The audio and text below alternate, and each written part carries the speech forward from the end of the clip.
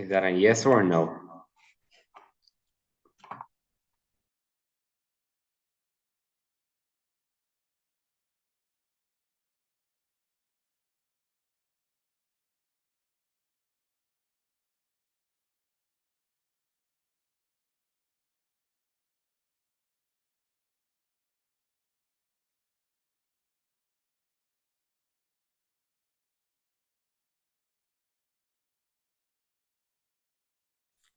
Can everybody hear me now?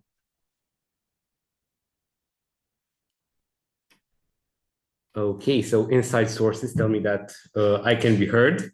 And I say it is appropriate that we proceed.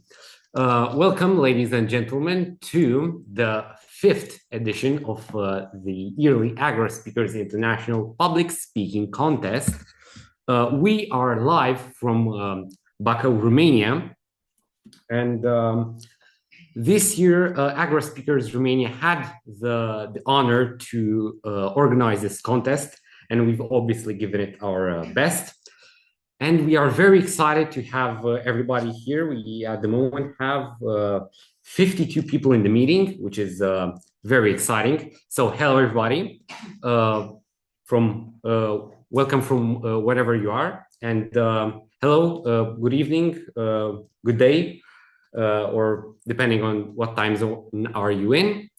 And I think that we can proceed with according to the schedule that was shown on the screen.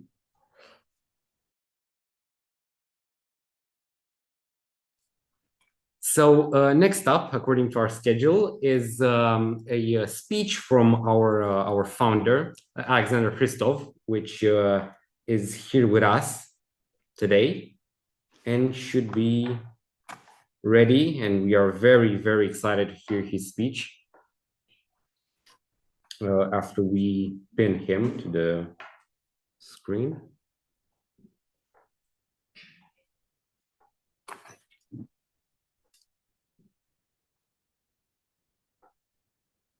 Okay, Alexander, you have the floor, please.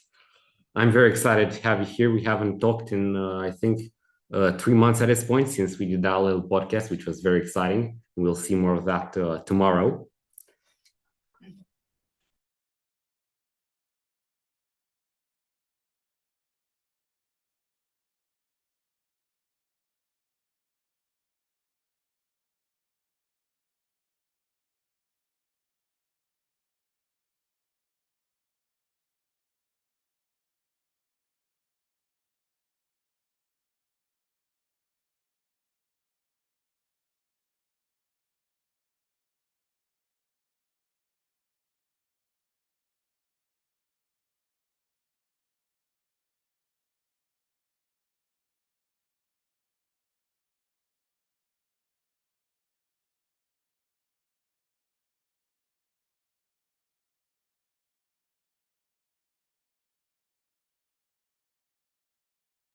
So it appears that some inevitable technical difficulties have arisen, unfortunately, from Alexander, but he will be with us shortly.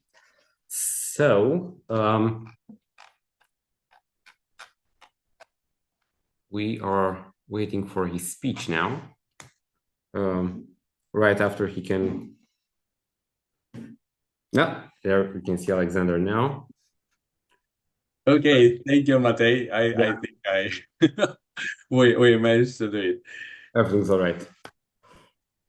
Thank you, everyone. Thank you, everyone, for being here. Thank you, Matej. Thank you, Gabriela. Thank you, Agora Speakers Romania, for organizing this fifth AGORACON. And yes, usually I talk about general things that matter and what Agora is really about. And there is something that has been boiling for some time now, and let me try to express it. You know, many things usually start small. Usually a bad choice, a lot of neglect, and sometimes even a bit of arrogance. So imagine the following: 10 years, a tiny piece of machine in your body fails. 7 years, your stomach hurts a bit. Must have been something that you ate. You think, you don't pay too much attention. It's nothing. 6 years. You're eating less and less and less each time. You assume that it's because of work. You don't feel any appetite. Too much things piling on your plate. Now 5 years. You feel tired. You attribute it to stress. No amount of sleep will manage to get you through the day. You still feel tired. 2 years. Your stomach begins to ache. You believe it's the stress and you keep telling yourself, oh, it's just work. I need a really long vacation. Here, the pain in your back has become persistent and your stomach is always hurting. You experience dizziness and nausea and you finally decide to do something about it. But by now, unfortunately, it's too late. Because the small mutation that created the first cancerous cell has now spread all over your body. And the doctor is invariably back with the bad news. You have 6 months to live. You might think, wow, why did I even join this AGORACON to have some random guy depress me with this and make me miserable with this kind of speech? Well, but there is a silver lining to this. And it's the fact that all of that was preventable. You know, all tragedies start with a small event. A bad choice and failures, even monumental failures, even those that have happened only in real times. Even from our recent past, from the Holocaust toward the Armenian genocide, from Rwanda to Darfur, from Mao in China to Stalin in Russia, we think of them as terrible single events, some mystical combination of terrible bad luck, unavoidable factors, and an unpredictable a kind of an unpredictable black swan. Yet, as if we were under some kind of spell, under some kind of generational amnesia, we, even with the benefit of hindsight, we fail to realize that these black swans keep coming at us periodically, exactly in the same shape and form, over and over again. And we are drawn like moths to the shiny, bright traps and keep falling into it. And just like a cancer, we ignore the warning signs and the incessant, relentless building of pressure in the pot until we realize that the whole thing is about to explode, but by then it's already too late and we can not do anything. Let me read you some points from a political program and I'll ask you to tell me what you think about it. So, for example, all citizens shall have equal rights and duties. We demand profit sharing in large industrial enterprises. We demand the extensive development of insurance for old age. The state must ensure that the nation's health standards are raised by protecting mothers and infants, by prohibiting child labor, by promoting physical strength through legislation, providing for compulsory gymnastics and sports, and by the extensive support of clubs engaged in the physical training of youth. So, sounds familiar, I guess, right?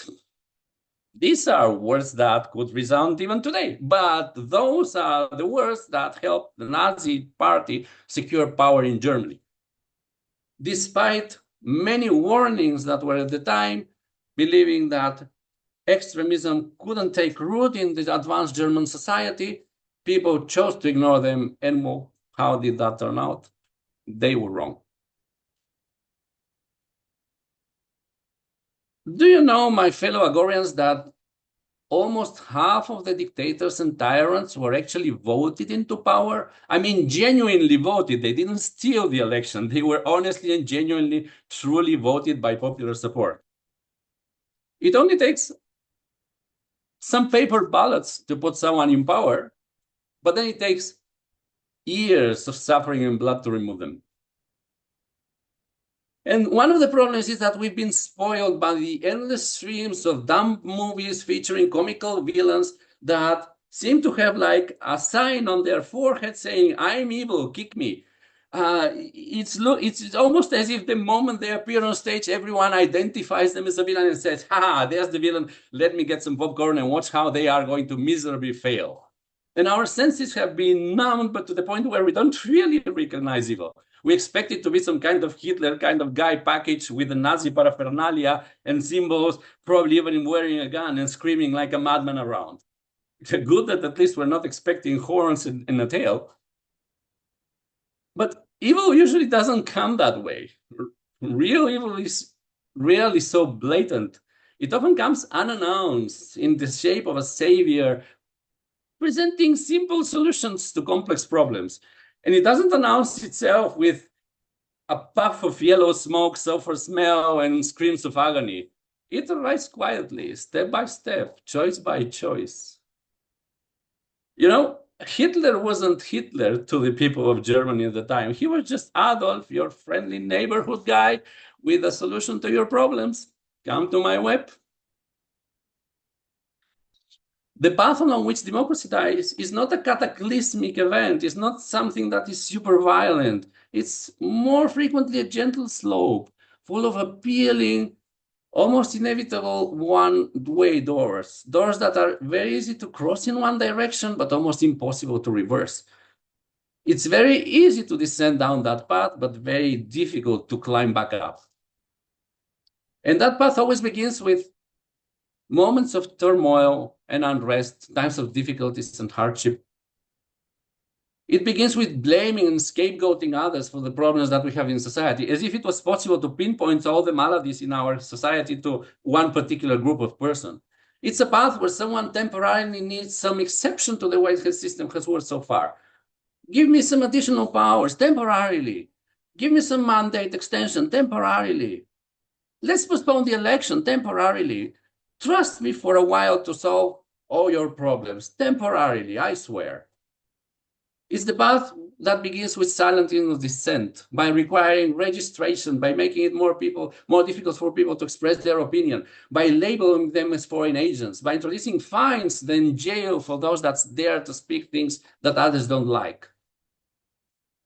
But one additional problem is that as much as we have been unable to recognize evil, it's even worse that we seem to be engraved with that hubris, monumental hubris, that somehow inexplicably, magically, goodness, always good, always prevails.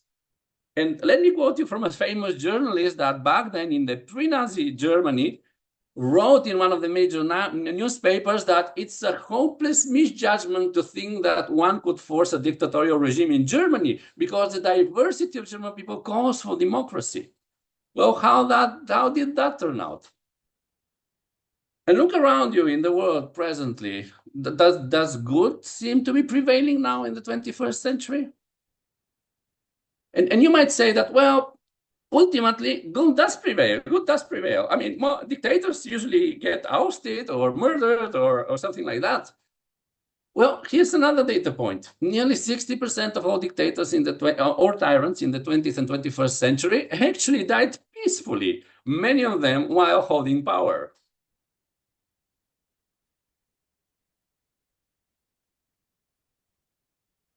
The price that we need to pay for our freedoms, as the quote usually say, is eternal vigilance. And I've spoken in Agora repeatedly about our need to remain vigilant, about not to be indifferent, to speak out and defend when we see the rights of others being taken away. But there is another important part of vigilance. Vigilance doesn't only expand outwards, but also inwards. We need to be able to examine our own critical emotions and feelings and reactions. Because the people in Germany, in Italy, in Russia, that crossed all those one-way doors, they were not dumb, illiterate people that didn't know any better. They were people just like you and I, probably desperate, probably looking for some way out of the problems of the time. Now, go one step further. Hitler was a baby at some point in his life, you know. He did have a childhood. He went to school. He had friends. He sang. He took singing classes. He sang at the church choir. He wanted to become an artist. He actually left home to pursue an artistic career. Someone did fall in love with him.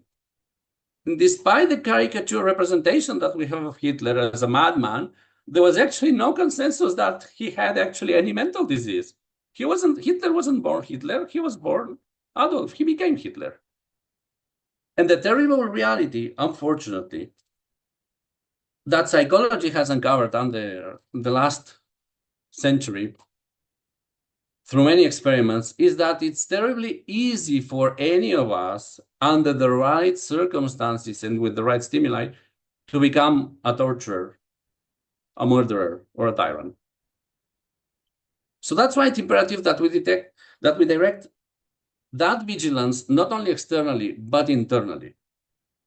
It's not a coincidence that two of the core principles with which Agora was built are intellectual honesty and critical thinking. The constant self-examination of our own beliefs. Because evil begins every time you feel infuriated or strongly offended by someone else's opinion. Every time you need to prove them wrong so forcefully, so strongly, to humiliate them so that in such a way that they become the subject of universal ridicule. That's how evil begins. And evil grows every time you allow yourself to feel hatred to raise its head. When you read, for example, an article about how an immigrant or a black person or a gypsy, or pick your favorite scapegoat minority, has committed some crime, without thinking critically, what's the relationship between the ethnicity, religion, or origin of that person and the crime itself? Every time you entertain the idea that there is a divide between us and them, between the haves and the have-nots, us the oppressed, between some kind of establishment that possesses power and knowledge and us the disenfranchised and the oppressed, every time you allow that, that's how evil grows, through division. And finally, when you think that your opponents are beyond redemption, that there is no point of even listening to their opinion, that all hope is lost, when you finally arrive to the point where you think that even violence is justified to finally shut down those vermin, that's when evil has won.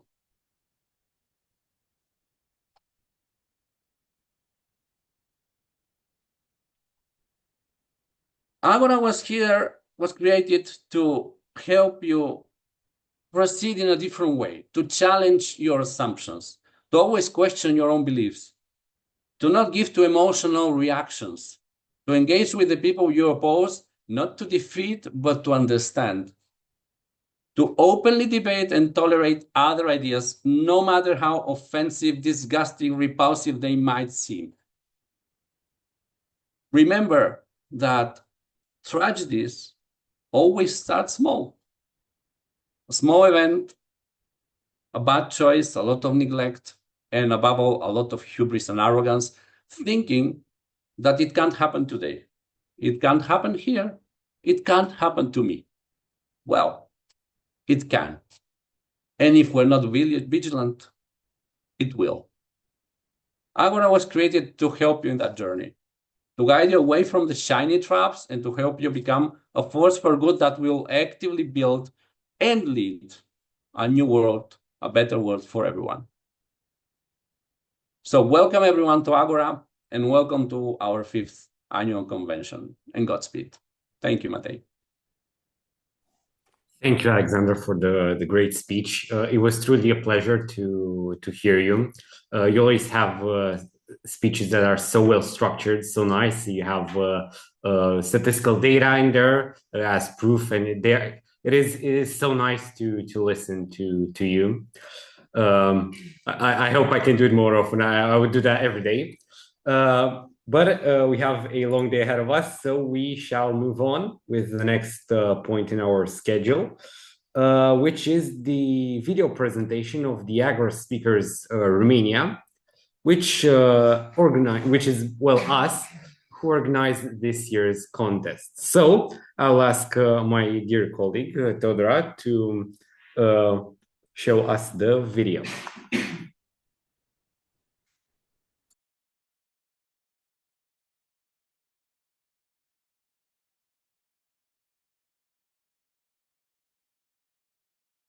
to Agora Speakers Romania, where voices inspire, ignite passion, and build lasting connections.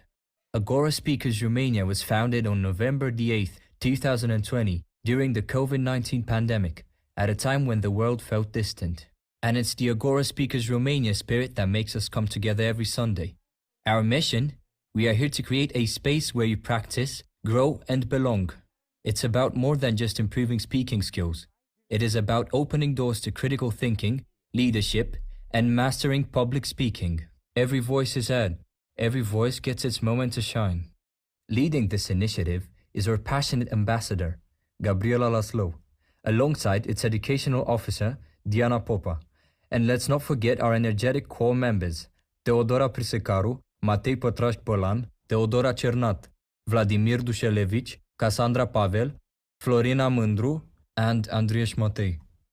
Our two youth clubs, Agora Mania and Digital Oratory, are shaping the next generation to speak up and speak out. Here, creativity thrives and ideas have no boundaries. Insightful topics? Yes, please. Games? Yes, please. Impossible questions? Yes, please. Impromptu speeches? Speech contests? Yes, please. Yes, please. We handle challenges with poise and confidence. Week after week, we gather each Sunday at 11 a.m. GMT+2. Whether we are near or far, we connect on Zoom to inspire, learn, and grow. It's more than just a weekly meeting. It's a tradition, a celebration of voices, bridging cultures, friendships, and opening doors to new possibilities. Now it's your turn to join us. Join us on this incredible journey of growth, discovery, and community. Follow us on Facebook and Instagram, and let your voices be heard in Agora Speakers Romania, where your voice takes flight.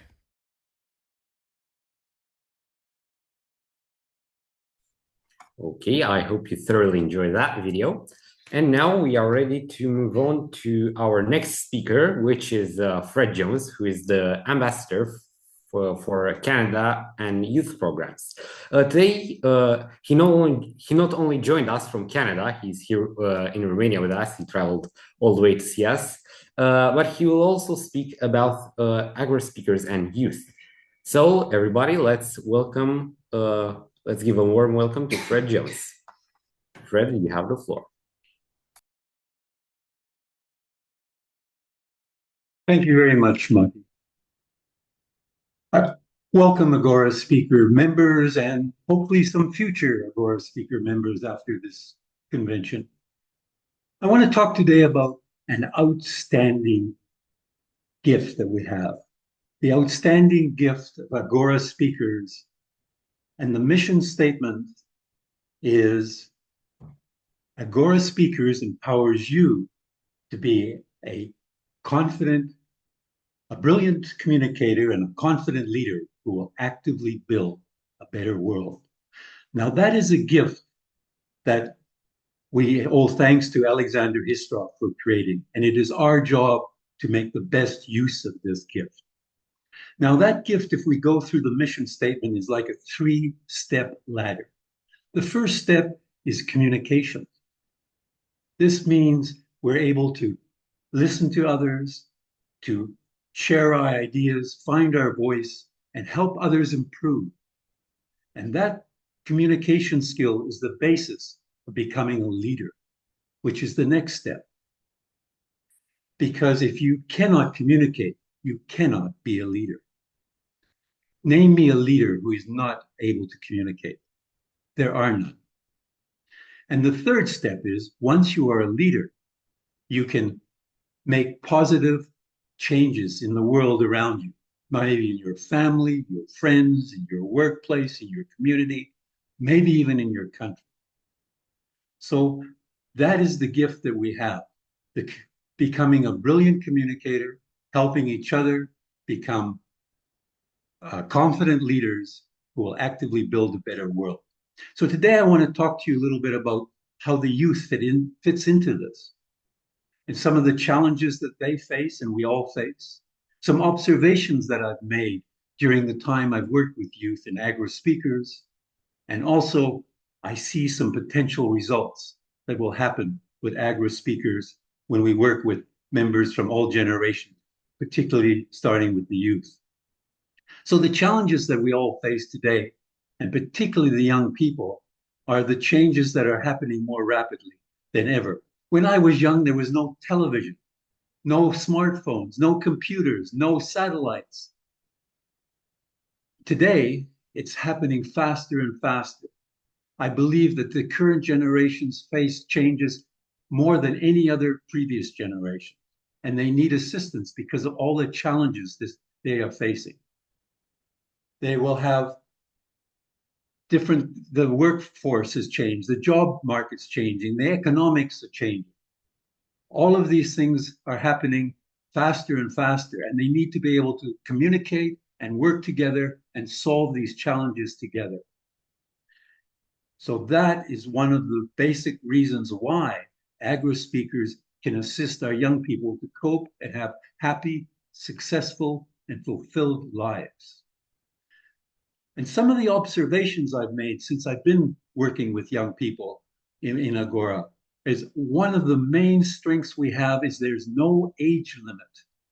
In some of the meetings I've attended, we have 9-year-olds and 80-year-olds working and helping each other improve. We can learn things from our young generation because they know more about technology and what's going on in the world sometimes than we do. And we, the older generation, know some things that we can assist them, help guide them as they progress with their lives and the challenges that they're facing. And that is one of the strengths, I believe. There is no age limits. You will notice today who is running this convention. It is individuals, students in Romania, and previous conventions have been run by students, for example, in India. This is unheard of. This is not normal. You normally find, oh, this is for adults and this is for youth, but not in Agora. We help and work with each other, and that's something I think is one of our major strengths. Also, you'll notice when we have our contests, look at some of the competitors. There's people from all ages. There's no limitation. So that is one of the major strengths that I've observed. And in fact, some of the meetings I've attended, we have what's called an after party. After the formal meeting, we meet those people who can, and we discuss what's going on in our lives and some of the challenges and that's going on. And often we have young people and the older people discussing things and sharing their ideas, and we build friendships. So there is a mixture of generations, which we see happening, but I don't see happening very often in many other organizations. So where are the potential results? What do I see happen? Well, 3 weeks ago, I was in the Arctic, and I met a woman there by the name of Eileen, and I met her nephew by the name of Jason. And I was at Tuktoyaktuk, which is a hamlet of 1,000 people, and they were explaining to us some of the challenges they had. There's too many drugs in the community. There's alcoholism. Young people have committed suicide. And they say that their leaders aren't really helping very much. They're normally, when they're a quote unquote leader, they worry about lining their own pockets and looking after themselves rather than looking after the people in the community. So I asked Eileen, well, what's a possible solution to that?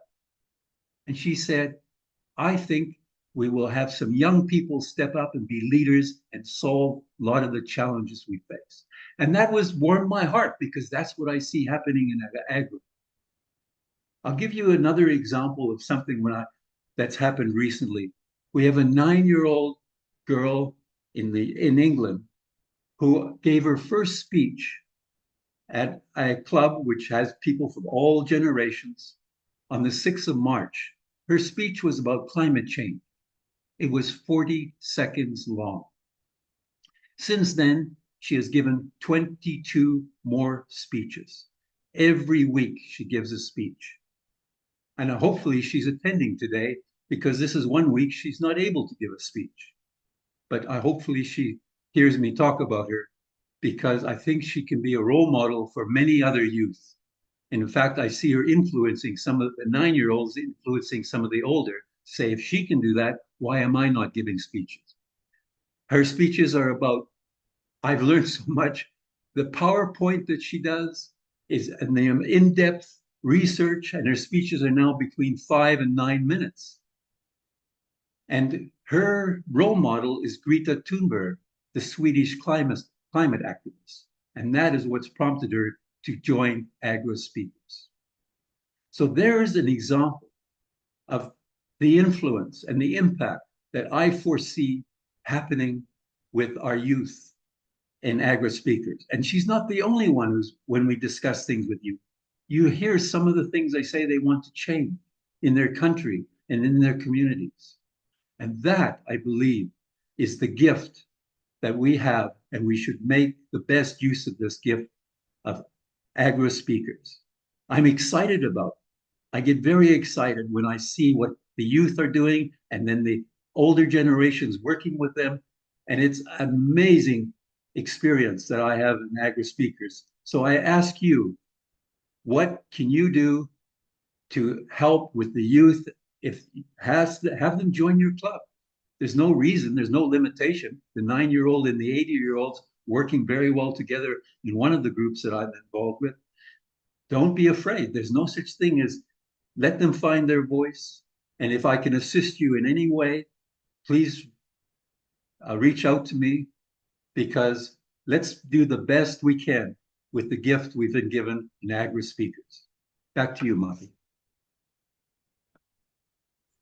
Thank you, Fred, for your speech. And as you've pointed out in your speech, I think one of the greatest challenges today is the way in which we should adapt the way we communicate with the new generations, the young people, such as myself and my colleague here, because really that's how we can evolve as a species, and especially today when technology has made our lives in some ways better. It has also changed the fundamental way in which we live our lives. We can now interact with people so much faster, but it has also brought some difficulties.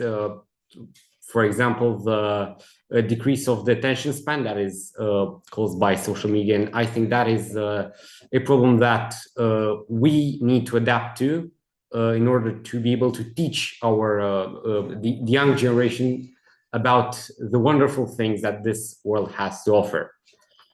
So thank you, Fred, again for joining us and for your speech.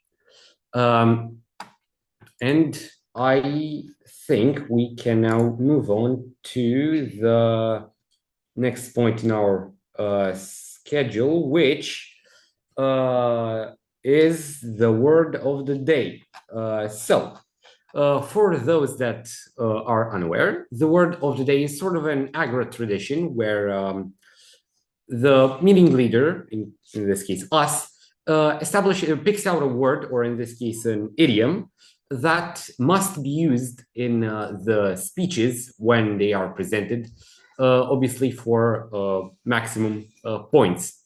And this challenge is a little fun thing that we like to do, because it really trains the resilience of the speaker that is presenting the speech. So the idiom that will serve as the word of the day today is going to be sent in the chat by my colleague in 1 second.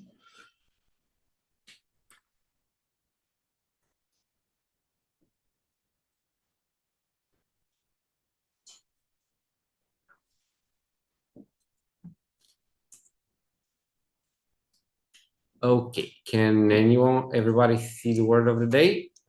Can you? Okay, insider sources tell me again that you can see the word of the day. So we are going to move on to the listener. Yes, so another important part of every Agora meeting is the timing of the speeches. So obviously for that we have designated roles in this meeting, which will serve as the timer, which will serve as the listener. So I will ask our listener today to tell us more about their role.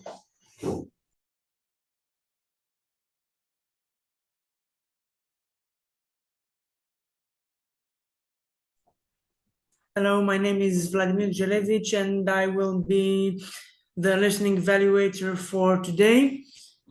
The listening evaluator is supposed to pay attention to what everyone speaks, and at the end of the meeting, and today at the end of the day, I will ask a few questions to see if everybody has been paying attention to the speeches and the videos we're gonna have later on. So until then, pay attention. Thank you. Thank you, Vladimir, for the introduction. I think we should now move on to the first keynote speaker. I think we're prepared for that, which is Raluca Andrei. So I now yield the floor to Raluca Andrei, and Hello. Hello, everyone. My name is Raluca. I work in education, and today I'm going to speak about education. So I should start by telling you why I've chosen this topic, but the truth is that I don't feel like I've had much agency in this choice, ever. I don't think I've ever chosen education, not for today's speech, nor for my career, because you see, I've never really stood a chance. So my parents are teachers, all of their friends are teachers, and my grandparents as well. It's safe to say that in my formative years, all the real-life adults I knew were teachers. I've tried working in different fields, but somehow I've always found myself teaching or coming back to education. I guess my point is, as wonderfully basic as this sounds, education chose me. But what I want to talk to you about is that in my quest to run away from a career as a teacher, to sort of prove that I'm different, I've always found out interesting ways to look at education. Today, I work as a trainer and instructional designer, and I have multiple job titles because I've always had a hard time making decisions, but that's for another day. And being an instructional designer means that I'm kind of a digital teacher, because as an instructional designer, my job is to take material, which is essentially information that's not presented in a very friendly way, something like a PDF document or book, from a subject matter expert who is a specialist in a certain field, and then translate it into an e-learning program. This can be a course, a module, any type of material that is supposed to be interesting, interactive, and easy to follow. There are many different ways to do this, different approaches, because this is quite a complex field, obviously, hopefully, obviously. But today, however, I would like to speak about one approach in e-learning called microlearning. And I guess the name is pretty self-explanatory. For sure, we are all aware of TikTok, and look at me casually mentioning a very modern app, very demure. Now, for those of you who don't like to spend hours scrolling before bed, this was a TikTok trend that I've just had to do now. But essentially, we know that the growth of TikTok or similar platforms means that our attention span is getting shorter and shorter. I'm not here to comment on that. It's just a fact of life at this point. But in microlearning, our job as instructional designers is to teach people something in 5 minutes or less. That's not a lot of time, as you all know here, because this is a chunk of a speech that doesn't allow you to speak about a lot of things, and that essentially means that you need to choose your topics and your material carefully. So what and how would you teach someone in 5 minutes or less? Really think about it, because it can be difficult to decide. And remember, this is not about giving a speech. A lot of you here are familiar with how to do that. It's not about teaching someone face to face, so it's not the gift of the gap. It's about creating engaging, interactive material, because e-learning is generally asynchronous. We don't do it at the same time. We give a material to somebody that they can work through in their own time. So I'll try to help you answer this question by giving you some other questions. That's how life usually works, and just to show you how sort of we approach as instructional designers, what we take into account when we develop microlearning. 3 questions. I know it's 5 minutes and 3 questions. Sometimes things don't always work out. I like symmetry general, but we have 5 minutes or less and 3 questions. The first question is, what am I teaching? This should be, the answer to this should be related to content and the fact that the information needs to be simple, concise, and short.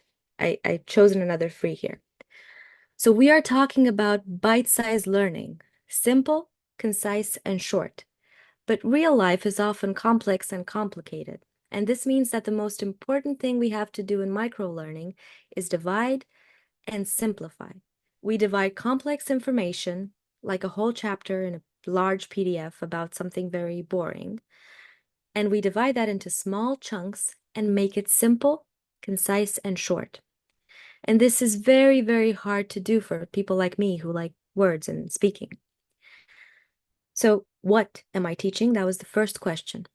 Now, the second question is, who am I teaching it to? And the truth is, for us, this is usually the starting point of everything.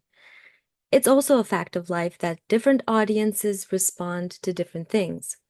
We can't create a complex game. We can't generally. This is general assumptions because we're talking about materials that are supposed to reach a lot of people. So we can't create complex games, for instance, for 80-year-olds. We cannot make modules or courses for teenagers, nowadays for other categories as well, that aren't responsive on small screens. Most of us will go through material easily if it works on a smaller screen. These are just a few examples. I'm sure you can think of way more. So what am I teaching? Who am I teaching it to? And the final question is, how am I teaching it? Remember, we're not talking about speeches. And in e-learning, we have many different tools for creating e-learning materials. In the company where I work, we use our own product called Livresc, which I encourage you to explore. This was a bit of shameless product placement. But generally, there are other authoring tools, and they allow you to create e-learning materials, but you still need to choose the actual content, the resources you want to use. And it's also up to the instructional designer to decide what works and in what ways in the context of a more complex scenario. We can use images, videos, gamified scenarios. I'm sure you all know how important video games are in learning. Various interactive resources. You cannot decide this how and what you want to use without answering the previous question, the who am I teaching? And the first question, obviously, what is it that I'm teaching? So the 3 questions: what am I teaching? Who am I teaching it to? And what and how, So what, who, and how. What am I teaching? Who am I teaching it to? And how am I teaching it? In my speech today, my intention was not to teach you how to create a micro-learning course. I cannot do that in 5 minutes, no matter how hard I try. But what I hope I've done is teach you that there are other ways to look at education, and that maybe, just maybe, if we each spend 5 minutes per day learning or teaching something, through that consistency, each of us can change the world. And that was not a very demure thing to say. Thank you. Thank you, Raluca, for your speech. And I think that the placement of the speech was perfect because it ties perfectly with what Fred said about teaching the younger generation and adapting information to better suit their needs in this era of interconnectivity and devices and internet. And of course, this comes with its own challenges that we have to adapt and overcome. Now, ladies and gentlemen, it is time to talk about the all-important contest tools for this year's Agora Speakers International Contest. Therefore, I yield the floor to Chris Callahan to help us, to guide us through this year's rulebook. So, Chris, you have the floor.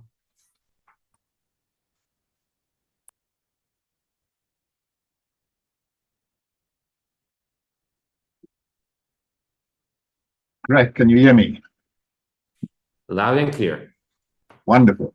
So, ladies and gentlemen, I will summarize the most important aspects to be followed during the process of judging the contestant's performance during the speech contest. That will give you basically the rules of the speeches. In the case of all speeches, originality is of prime importance. The contest overall encompasses 4 areas: educational, social awareness, humorous, and storytelling. Today we're going to have 2 of those, the first being the educational speech contest. This contest has a maximum of 10 minutes in which you may speak. Any amount below that, but not more than 10. It has the goal of finding science communicators who can enlighten, who can inspire, and who can teach people. The topics must be from the formal, natural, or social sciences, and the contestants must indicate the specific branch of science to which their subject belongs. For example, it could be the natural sciences, it could be astrophysics. So, educational speeches are not about persuading the audience or about giving an opinion. They should be purely informational and present the current state of peer-reviewed science. Judges will score speeches according to 10 criteria. Each criterion is scored from 1 to 10. However, there are weightings which apply, and the judges know about those weightings. They appear automatically on their scoring sheets. So the 10 criteria are, first of all, focus. Do you have a clear focus in your speech, a clear educational goal? Clarity. Is the subject clear and your treatment of that subject clear? Originality. How original is your approach to the subject? When you come to using props or visual aids, how well do you use them? Are they original? Do they work with your subject? Did your speech flow naturally? Did the speaker appear to be fully in control of the subject material?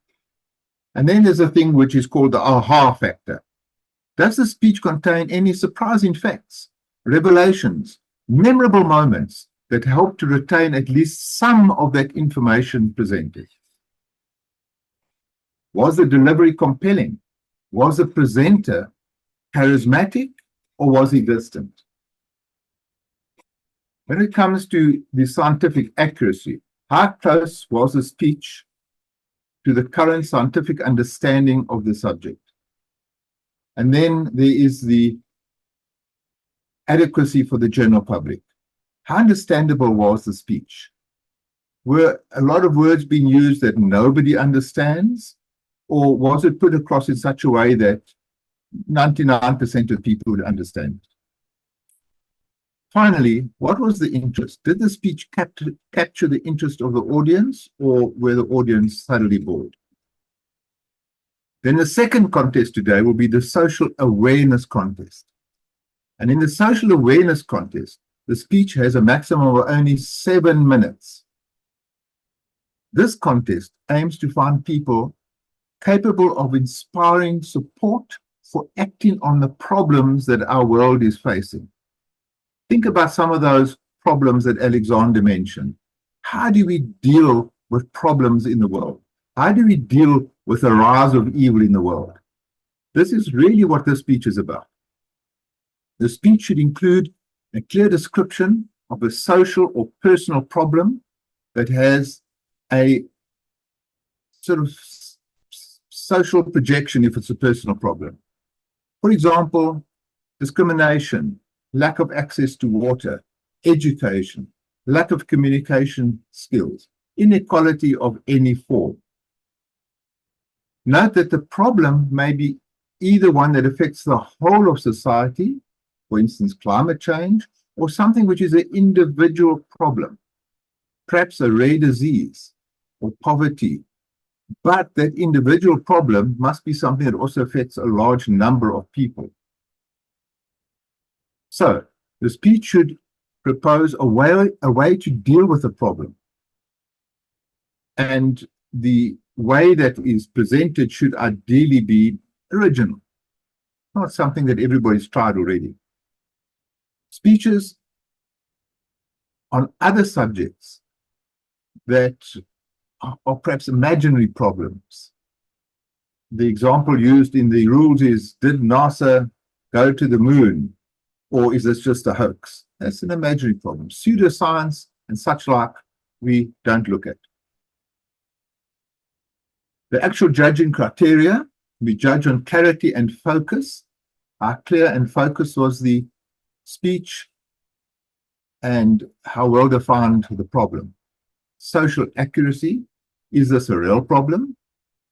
Usage of language, was the usage of language rich and expressive and vivid? What about the use of props and visual aids? Were these amplifying the message or not? The narration quality, the vocal variety, body language, pauses, and other narration characteristics.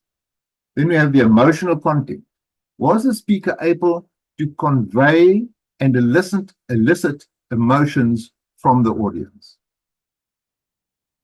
Was there a social message? And how deep was that core message? We look at persuasiveness here. How persuasive was the speaker? Was he able to move people, he or she, able to move people into action? Was there supporting evidence for the arguments that the speaker made in terms of data, of studies, logical reasoning? What about the actionability? Did the speech contain really actionable proposals? Can something be done about the problem? What? How did the audience react to those actionable proposals? And then finally, the originality of the action. Is it original or something that's been tried by everybody already? It is important to know that judges must score the speeches independently without knowing the opinion of any other judge. Judges may not communicate with other judges during the contest until they have submitted their vote, and then those are quickly coordinated, and if all goes well, we have the result within minutes, but you will only hear it a bit later this evening. Thank you, Mr. Contest Chairman. Thank you, Chris, for the quick and efficient walkthrough through the contest rules. Now we will proceed with the educational contest. But before that, we shall talk about the timer, which will be my colleague here, Teodora. So I yield the floor to Teodora so she can explain her role. Hello, I'm the timer today. I'm Teodora. So for the educational contest, my background will turn green at 8 minutes, yellow at 9 minutes, and red when you reach 10 minutes. That's the moment when you have to stop. I will explain later for social awareness contest because it's easier to remember. Matej, back to you. It is very important to note that there will be 1 minute of silence between the speeches, so so the judges have enough time to score the speeches. So keep that in mind. And I think we can proceed with the sound check. So Teodora, back to you.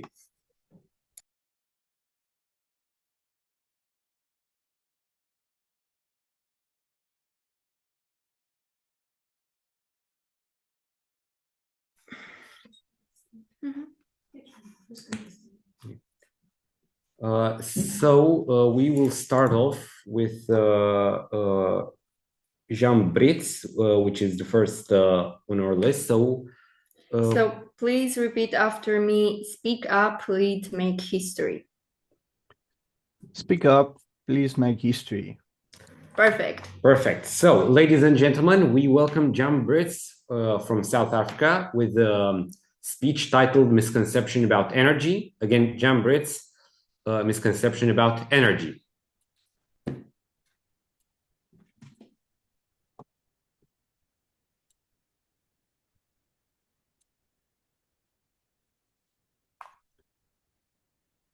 Are you scared of lightning? Do you ever think about the dangers of lightning? It is estimated about 24,000 deaths and 10 times as many injuries per year worldwide. However, there's little attention being given to the general public about that exposure. So keep this in mind and ask yourself, why are we so afraid about nuclear power? Is it because we seldom base our decision on facts and rather rely on popular beliefs? Nuclear energy, especially nuclear fission, is rejected and feared by almost everyone. But these fears are usually based on misconceptions and misunderstandings. Frequently, it's also surrounded by the concern regarding safety, waste disposal, and the overall effects it has on the environment. But did you know that nuclear energy is more cleaner and more reliable than renewable energy and is more efficient than burning fossil fuels? Misconceptions often stem from high-profile accidents, which has led to a general distrust in nuclear power. Since the 1950s, the most notable disasters that had occurred was in 1986 at the Chernobyl nuclear power plant in the Ukraine, where an internal explosion caused 50 deaths and several people being injured due to radiation. In 2011, at the Fukushima power plant disaster, caused only one recorded death and few people having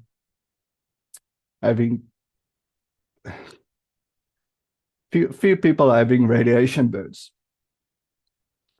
But both of these cases, there was a general. It was due to a lack of containment, which has led to radiation being released. So when we talk about a nuclear power, it's essential to separate a fact from a fiction, as it plays a major role in today's issue with energy needs. So currently there are two processes of generating electricity using nuclear action, namely nuclear fission and nuclear fusion. And a process of nuclear fission is currently used commercially, while the process to generate electricity using nuclear fusion is still in a research and development phase. Nuclear fission is a process of splitting apart large nuclei into two smaller ones. When large nuclei, such as uranium-235, is split into smaller ones, an enormous amount of energy is released. So inside a nuclear power plant, the nuclear reactor and its equipment contains the chain reaction. Each time the reaction occurs, there's a release of energy in the form of heat and radiation. And this heat is then warmed by the cooling, or the cooling agent is warmed by the heat, which is typically water, and this forms steam. And this steam is then channeled into the turbines, and this spins the turbines to generate electricity using the generator. So there's a common misconception about nuclear waste, and everybody thinks that industry has no real solution on how to handle nuclear waste. But they have actually developed and implemented the necessary processes to dispose of nuclear waste. Waste produced by nuclear reactions are relatively small compared to other industrial activities, with 97% considered as low and intermediate level waste. For long-term disposal, it is considered the most optimal solution to have deep geological repositories, which is safe and most sustainable in the long run. Although nuclear fission still generates a bit of waste, there might be another way to eliminate this using the process of nuclear fusion. Nuclear fusion is a process which two light atomic nuclei is combined into one larger nuclear. And when that happens, enormous amount of energy is released. Fusion reactions take place in a state of matter called plasma, a hot, charged gas filled with positive ions and free-flowing electrons. Fusing reactions take. So, the sun in all like all other stars is fueled by this same type of reaction. Inside the sun, nuclear fuels, upon colliding with each other, around 10 million degrees Celsius. And this extreme heat provides the necessary energy to overcome their mutual repulsion to each other. And when the nuclei get closer to each other, the strong nuclear forces between them overpowers this electrical repulsion and allows them to fuse. So why are scientists studying this nuclear fusion? Well, ever since the 1930s, when they discovered how this nuclear fusion is working, they want to harness it and recreate it. Because if they could do that on an industrial scale, that could mean they have almost unlimited and clean and affordable energy for the years to come. Most of the concepts under development to generate electricity using nuclear fusion involves the mixture between deuterium and tritium. These elements are quite easily accessible. Deuterium can be obtained from seawater, while tritium can be produced from a reaction with lithium. Furthermore, as the fusion process is difficult to maintain, there is virtually no risk of having a runaway reaction or meltdown. In the event of a catastrophic accident or system failure, the plasma will naturally terminate, lose its energy, and extinguish before any of the reactors is being damaged in the reactor. Importantly, nuclear fusion, just like nuclear fission, does not emit any carbon dioxide or greenhouse gases, which could be a long-term solution to or a long-term source to low-carbon electricity for the future. Despite the challenges and misconceptions surrounding nuclear power remains one of the cleanest, safest, and most reliable sources of energy. And it will continue to play a significant role in our effort to address climate change. Ladies and gentlemen, the chances that you will be harmed by a result of nuclear energy are far less likely than being killed by a bolt of lightning. Let us face our fear by understanding the facts and misspelling the truth, so we can make informed decisions about how to best utilize this powerful technology for the benefit of our planet and for future generations. Mr. Meeting Leader.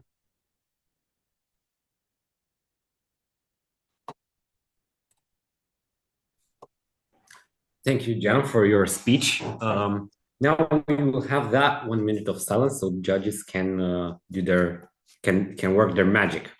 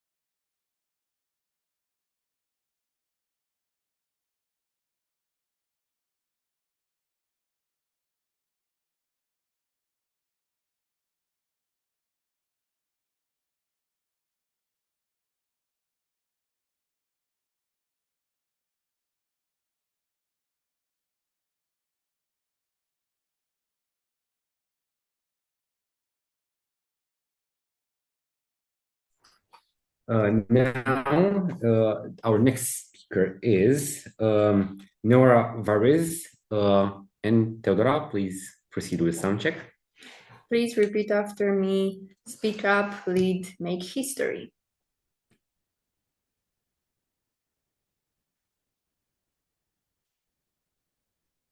Nora, can you hear us? Sorry. Speak up, read, make history. Okay, that is perfect. So our next speaker, please everybody, give us a warm welcome to Nora Variz Sorry, from Indonesia so with the speech sleep. So again, Nora Variz, sleep. hello? Yeah, we can hear you, we can see you whenever you're ready. Hold on, can I, let me just do, okay. I'm ready. Start whenever you're ready. Lullaby and good night, with roses bestride, with lilies o'erspread, neath baby's sweet bed. Yep, that was the Brahms lullaby song. It was a lullaby sung by many English-speaking countries for lullaby as their children. And speaking of lullabies, it kind of brings me to the topic I want to talk to you all today. Sleep. Agorians, I'm Nora, a 14-year-old from Agora Achievers, Indonesia. Sleep, as per Oxford Dictionary, is the natural state of rest in which the eyes are closed, the body is not active, and the mind is unconscious. In simple terms, it means a period of rest. Almost all living beings sleep, even plants. Although trees may not sleep the same way animals do, they rest their leaves and branches during nighttime, indicating that they have activity rest cycles. For animals, the way they sleep depends on their size, what they eat, and their unique physiology. There are many different ways of sleeping that we can see in the animal kingdom. For example, land animals, the way they sleep, they're usually laying. However, bats, they sleep in a hanging position upside down in the ceiling of a cave or something. Whales sleep in a vertical position several feet under the water. Some fish just float when they sleep, and others hide in rocks, corals, or nests. For cold-blooded animals and some warm-blooded animals, they do a very long sleep called hibernation during the winter, which shows that sleep is not only used as a way an animal rests, but it can also be used as a way an animal adapts to a certain harsh condition. So what about us humans?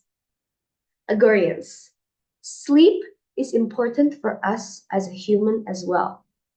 There are many researchers that have been studying this. Sleep is a complex biological process in which our brain processes information, stays healthy, and re-energizes at the same time. And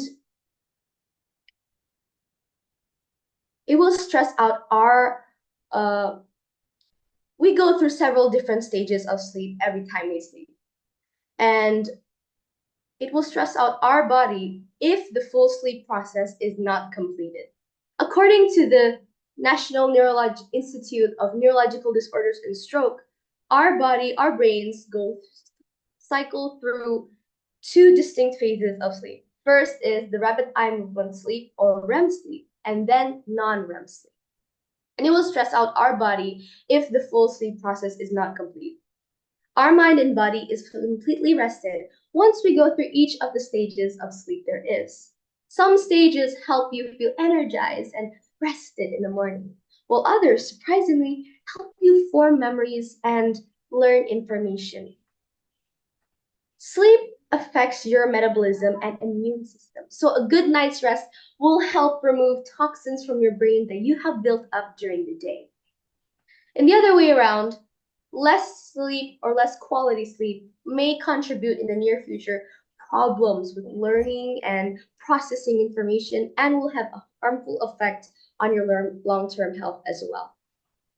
So, ladies and gentlemen, sleep affects how well you do on your day, your mood, and your health. I would like to quote the study of the National Heart, Lung, and Blood Institute and the NHLBI about healthy sleep, reducing sleep time. Gimana cara ganti namanya, Bunda?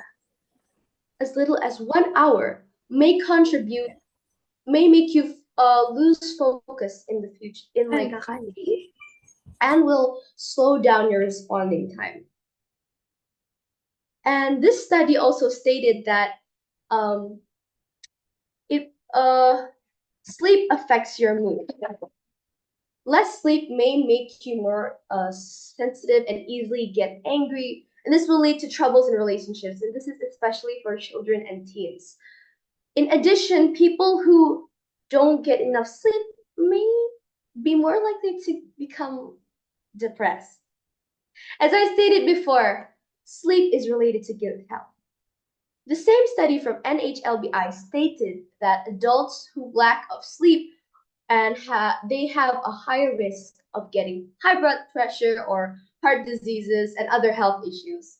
Research on the growth hormone secretion during sleep in 1968 that was published in the Journal of Clinical Investigation stated that during sleep, our body produces hormones that help us grow and throughout our entire life help us build muscle, fight illnesses, and repair damage that have been done to our body. And it also releases hormones that will have an effect on how we burn our calories, which is the reason why less sleep may lead to obesity or diabetes. Agorians. Experts suggest that a baby needs 12 to 16 hours of sleep daily. A kid needs 9 hours minimum, and an adult needs 7 to 9 hours of sleep at night. You can see that the older you get, the lesser sleep time that you actually need. And do we follow this expert's recommendation? Let's see. In my school, most of my classmates have the age range of 14 to 15 years old, which means that they still need the minimum of 9 hours of sleep daily. But they do not follow this recommendation, sadly. For me, I'm going to be honest with all of you. I can't hold my head up after 9 p.m., but they're still surfing the internet, playing on their phones, scrolling through TikTok, social media, and all that. And I know this because sometimes I can hear notifications at 12 a.m. in the morning. Yeah. Although in the morning they still come to class on time, you can see that some of them are being less focused. For some kids, this effect doesn't come immediately, However, in the long run, they will suffer, especially their health when it comes to sleep and all. So, Agorians, sleep time and sleep quality are important. We need to see this more seriously because it will not only affect us, but people in our surroundings. Our performance, mood, health will get the benefit from a sufficient and quality sleep, which it will go back to ourselves. When our performance, mood, and health are in good condition, people in our surroundings, they will get the good effect too. So, Agorians, let's plan and schedule our sleep to fit the required time that we need in our age. So it will be beneficial to everyone, us, and people in our surroundings. And hopefully this little educational speech about sleep was not used as a lullaby. I hope you all stayed awake during this whole sleep. So thank you, Agrarians, for listening. Thank you, Nora, for your wonderful speech. Now we will have the customary 1 minute pause for the judges to work their magic.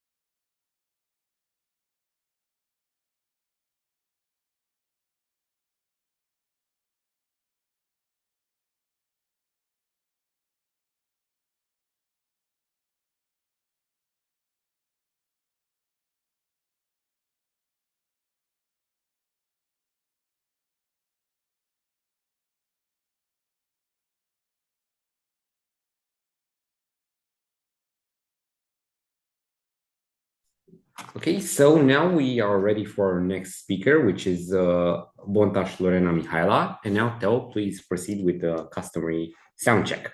Lorena, please repeat after me. Speak up, lead, make history. Speak up, lead, make history. Perfect. Okay.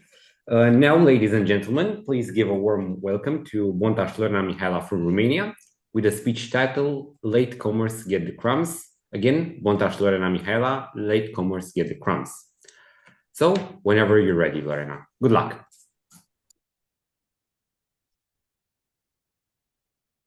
It's the morning of the history exam, and I'm staring down to the revision note, and I can't remember a single thing. My mind is completely blank. It feels just singing your favorite song, but you can't remember a single word. Well, if you don't want to turn into me, you must listen to what I have to say next. So, what's the secret to scoring higher? Let me spill the beans. It's all about nailing that time management game. We've all been that person, watching the clock tick down to the deadline, heart racing, feeling the heat. Well, it's a thrill ride, but not one of the good kind. Instead of getting things done, we end up lost in an endless scroll of social media, only to end up moaning about how time slipped through our fingers. So, how do we crack the code to owning our days and smashing our goals? Well, it's actually pretty simple. First up, mastering your minutes means dividing each into its own time box. Laser focus, no distraction. Absolutely none. You have to be able to focus on your work, not on the online bees that keep on bugging you. Out of sight, out of mind, right? Next, tackle the hardest task first. Your brain is fresh and fired up, ready to take on the big guns. And hey, don't forget to pause. Every hour, give yourself a 10-minute break. Step outside, snatch some fresh air, or just shut your eyes and whisk yourself off on a tranquil beach or quiet mountaintop. Sounds relaxing to me. Bet you think I'm done with the tips. Good news, I'm not. I'll give you another one since I might have the gift of the gab. Might seem hard, but bear with me. Have a normal sleeping schedule. Yep, that's right. You heard me. To be the best at solving your problems, you must rest your mind for at least 8 hours daily, every single day. With all the stress, continuous calls from work, or assignments to do, I bet some of you hardly take a nap. Am I right? But guys, your beauty sleep matters as much as having healthy meals. So, you'd better hit the bed starting tomorrow. There are two views on time management: linear time view and multi-active time view. The linear time view is all about doing one task at a time. Focus on one thing you need to do, get it done, and then move on to the next one. For instance, first, you organize the party you're throwing for your birthday, and then you do the shopping. Americans are really keen on this one. Germans are into it as well. People from England like it too. On the other hand, the multi-active view is about doing more tasks at once. Multitasking. To me, this is like having a dentist appointment while cooking dinner, doing a project while doing yoga, or like driving to a job interview while preparing your CV. Yeah, feels like torture. Anyway, this second method is most preferred by Indians and Spanish people. Quite surprising if you ask. Now, it's up to you whether you choose to multitask or to take the challenges one by one. I suggest you try both of them, see which one is more to your taste, and take it. It is said that if you master this technique, you can accomplish just about anything in life. However, as easy as it seems, efficient time management is not a piece of cake. No. It takes a good amount of effort to juggle it. Self-discipline is the key to managing your time well. Remember, time management isn't just a handy skill. It's your golden ticket as you climb the ladder. When the world starts demanding a piece of you, make sure you're ready. Get a grip on it early on. Make sure packed schedules won't knock you down so easily. Make sure you're ready. So, set yourself up for success, but get ready for failure too. If you fall and feel lost, just remember, it's not the end of the story if it's not everyone. The ball is in your court. Are you going to step up and sort your time like a pro? Thank you.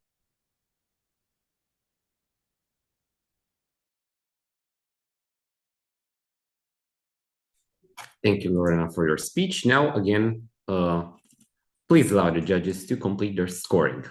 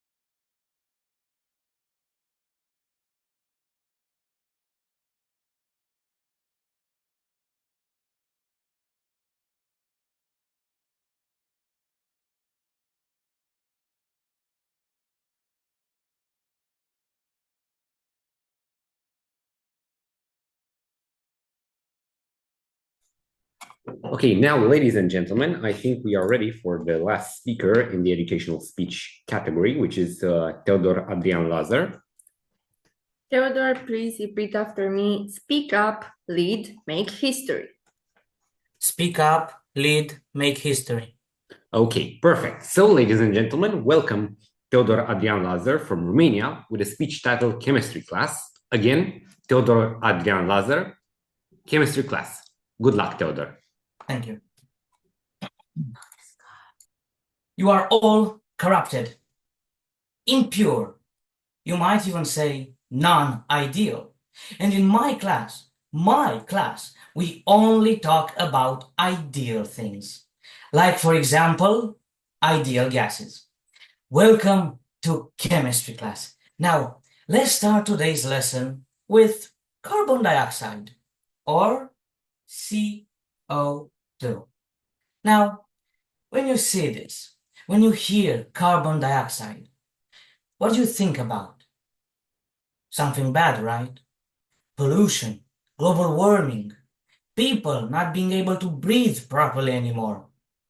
All bad things. You might even say that this is evil, horrible. But is it really that horrible?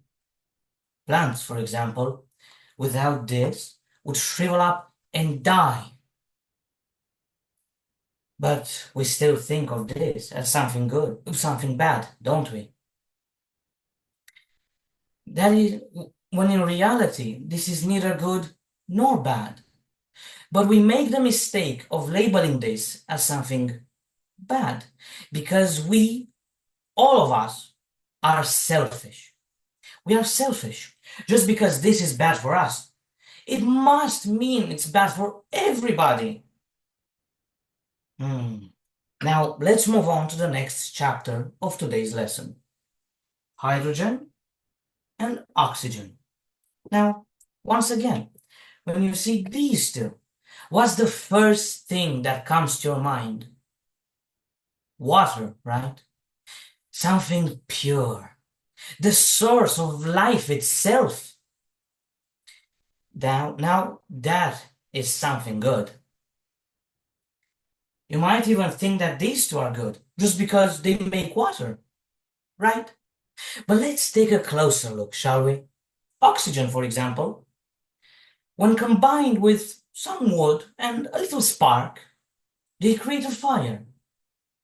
Like, for example, forest fires, in which die so many animals and humans every year.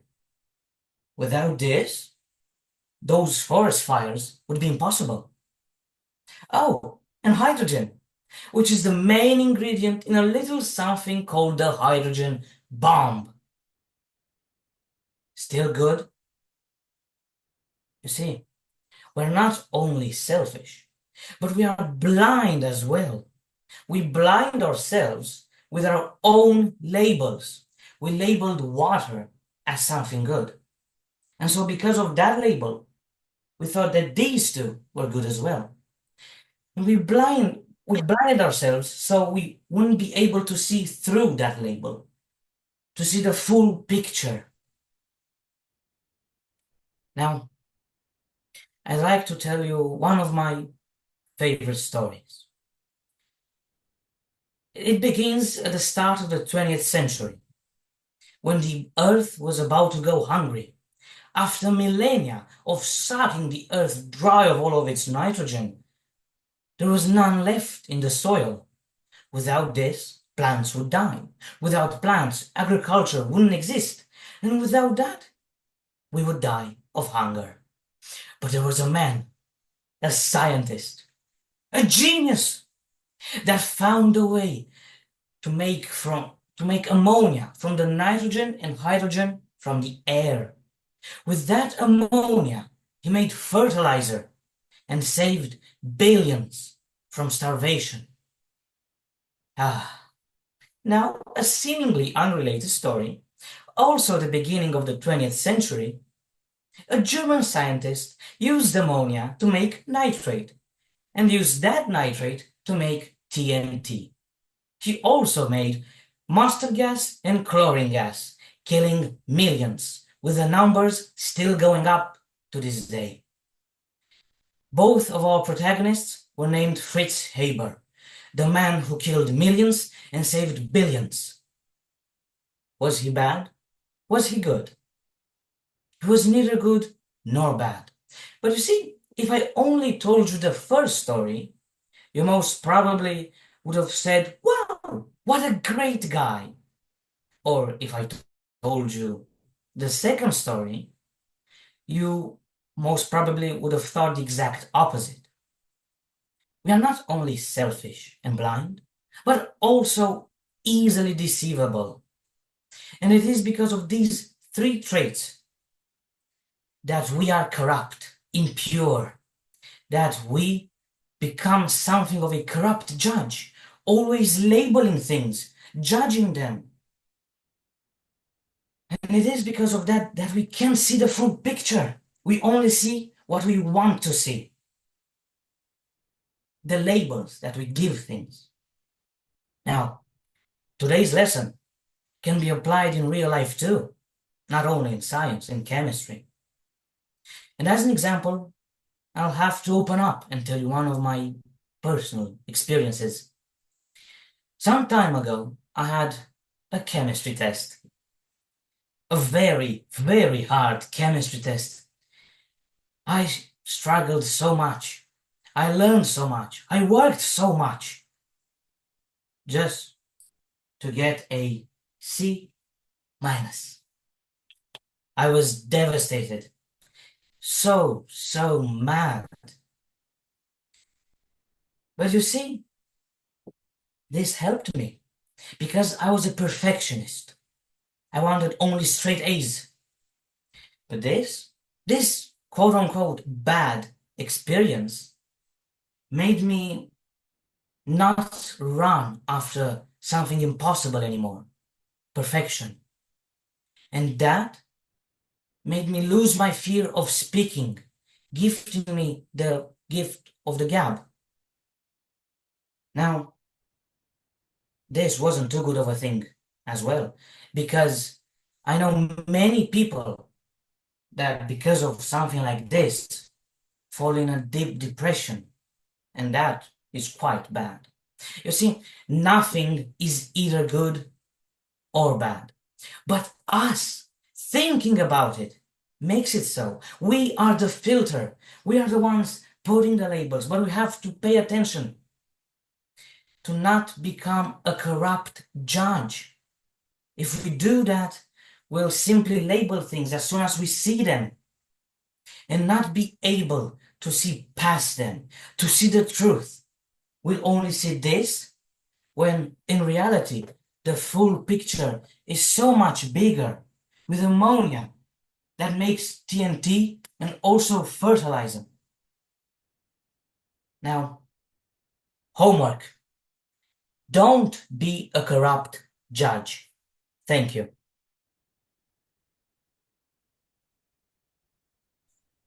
Thank you, Theodore, for speech. Now we will have the judges graded for 1 minute.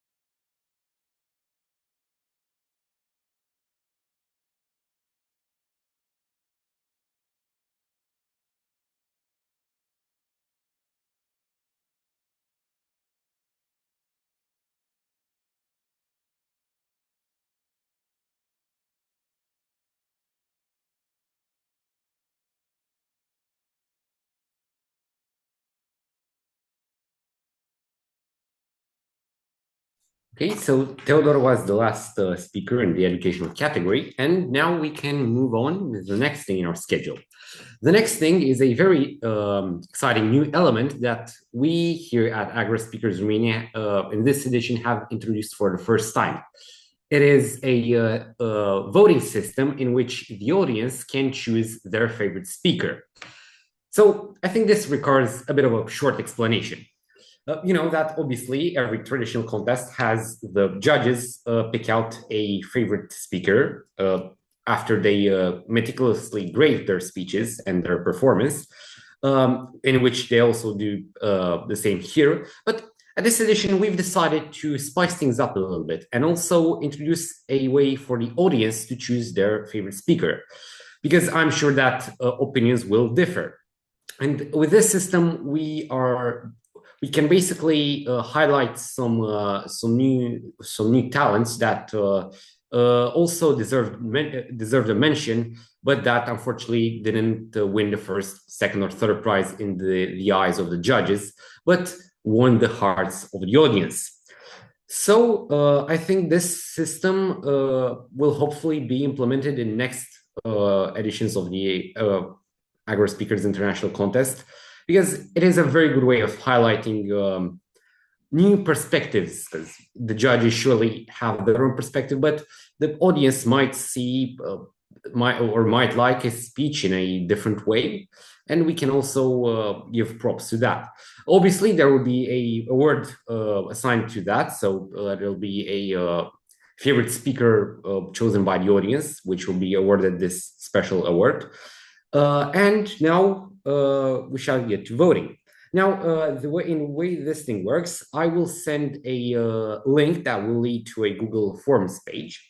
And you don't have to log in with your Google account or anything. You just have to open the link in your web browser, and just click on the speaker you liked the most, and then submit your answer.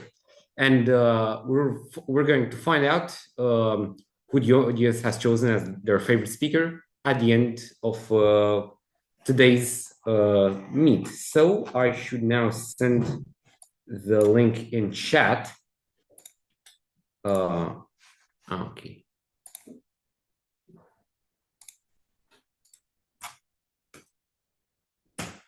And now I think everybody should be able to see the link. And as I said before, just have to click on it. You'll open the web browser and vote. Let's see if people have already started. Oh, yeah. Yeah, I can see responses coming in. So people, take your time and choose your favorite speaker.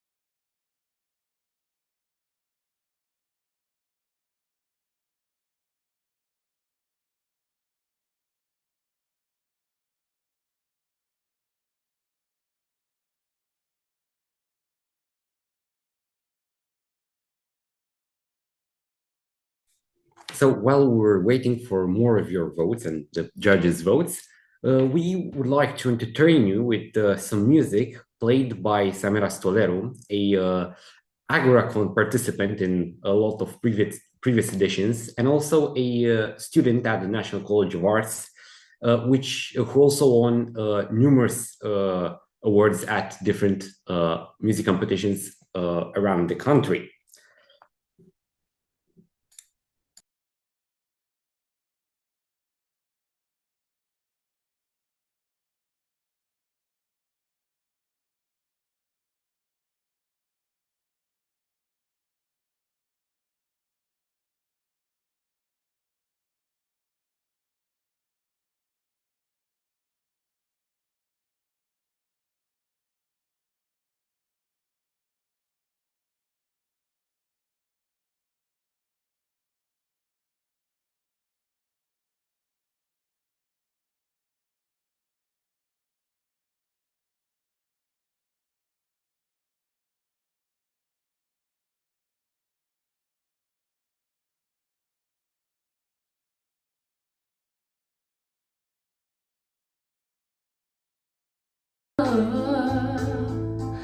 My darling, I've hungered for your touch a long, lonely time. And time goes by so slowly, and time can do so much. Are you still mine?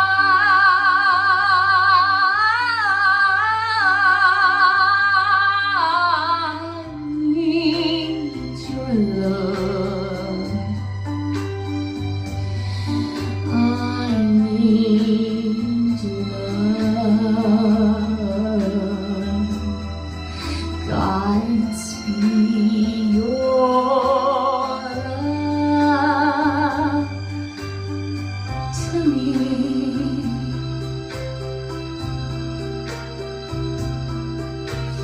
Lonely rivers flow to the sea,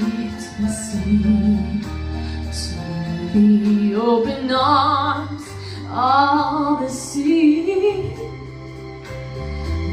Lonely rivers sigh, wait for me, wait for me.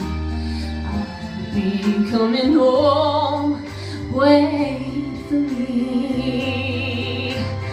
Oh, my love, my darling, I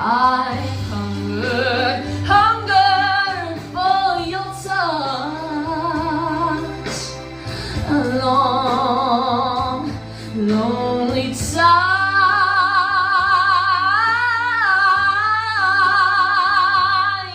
And time goes by so slowly, and time can do so much. Are you still mine?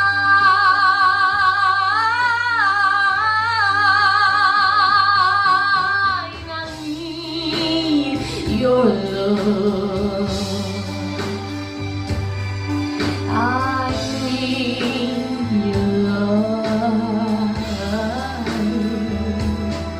Godspeed your love to me.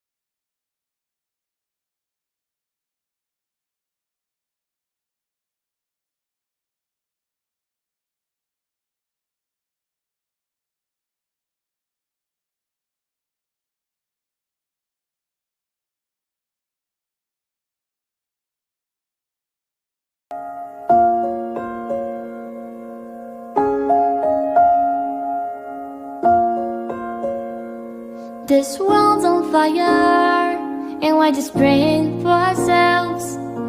All we do is blaming someone else for all the mess that we have done, for all the things that now we're gone. It's our fault. Won't you come in? Help me clear this up.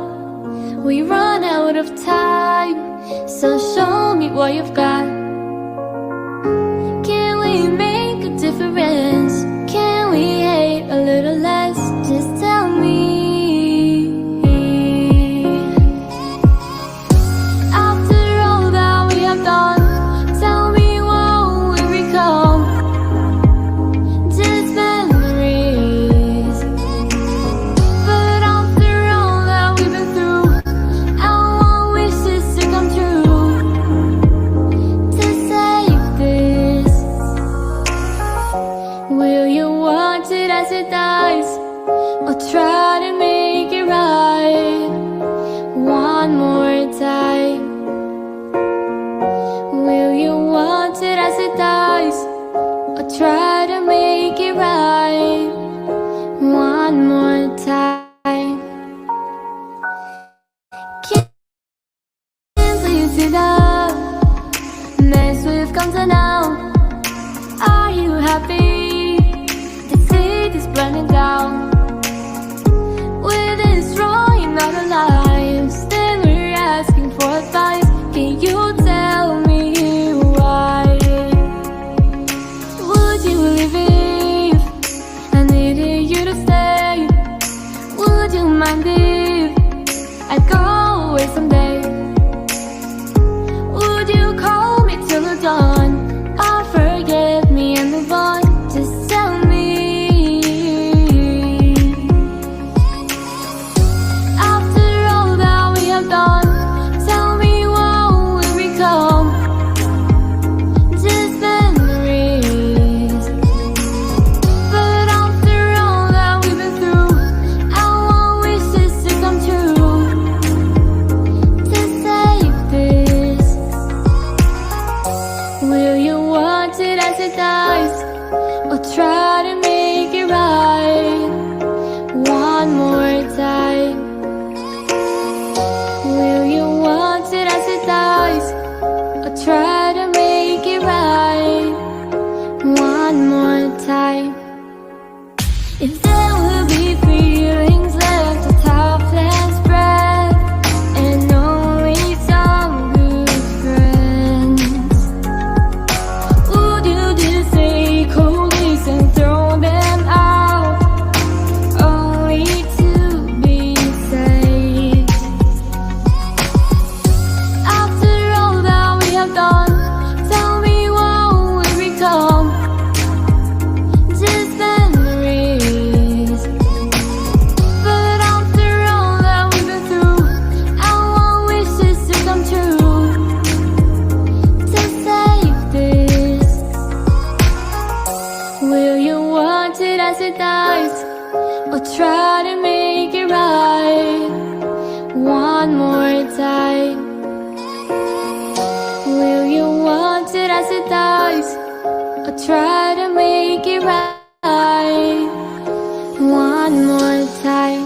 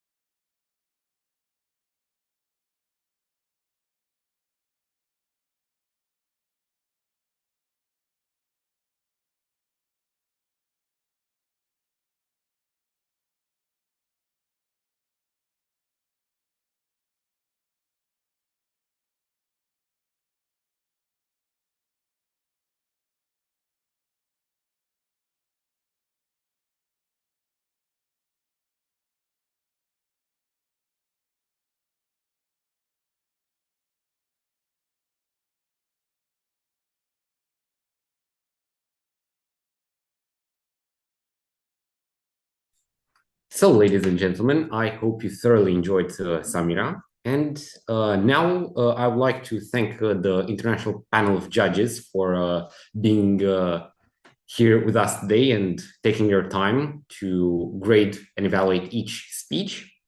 And I would like to remind you that the results will be delivered at the end of today's meet. Now, I am very excited to introduce our second keynote speaker for today, Lance Miller. Lance is an award-winning speaker and trainer. He is the Toastmaster 2005 World Champion of Public Speaking, and he has delivered over 5,000 speeches in over 80 countries on public speaking, leadership, and overcoming failure and adversity. Over the last 20 years, he has coached over 600 speakers, including coaching 15 people to the finals of Toastmasters International Speech Contest and 2 world champions. Lance has an extensive adventure background, from climbing mountains to sailing across oceans to flying his own plane across continents, as well as his notable business achievements. He is the CEO of TerraX LLC, providing sustainable products and technologies to the agriculture, commercial, industrial, and marine markets. So please everybody, welcome Lance Miller. Lance, you have the floor. Thank you very much, and thank you for inviting me to AGORACON. This is the first time I've had the opportunity to speak to your It appears organization. that we cannot hear you, Lance. Hang on a second.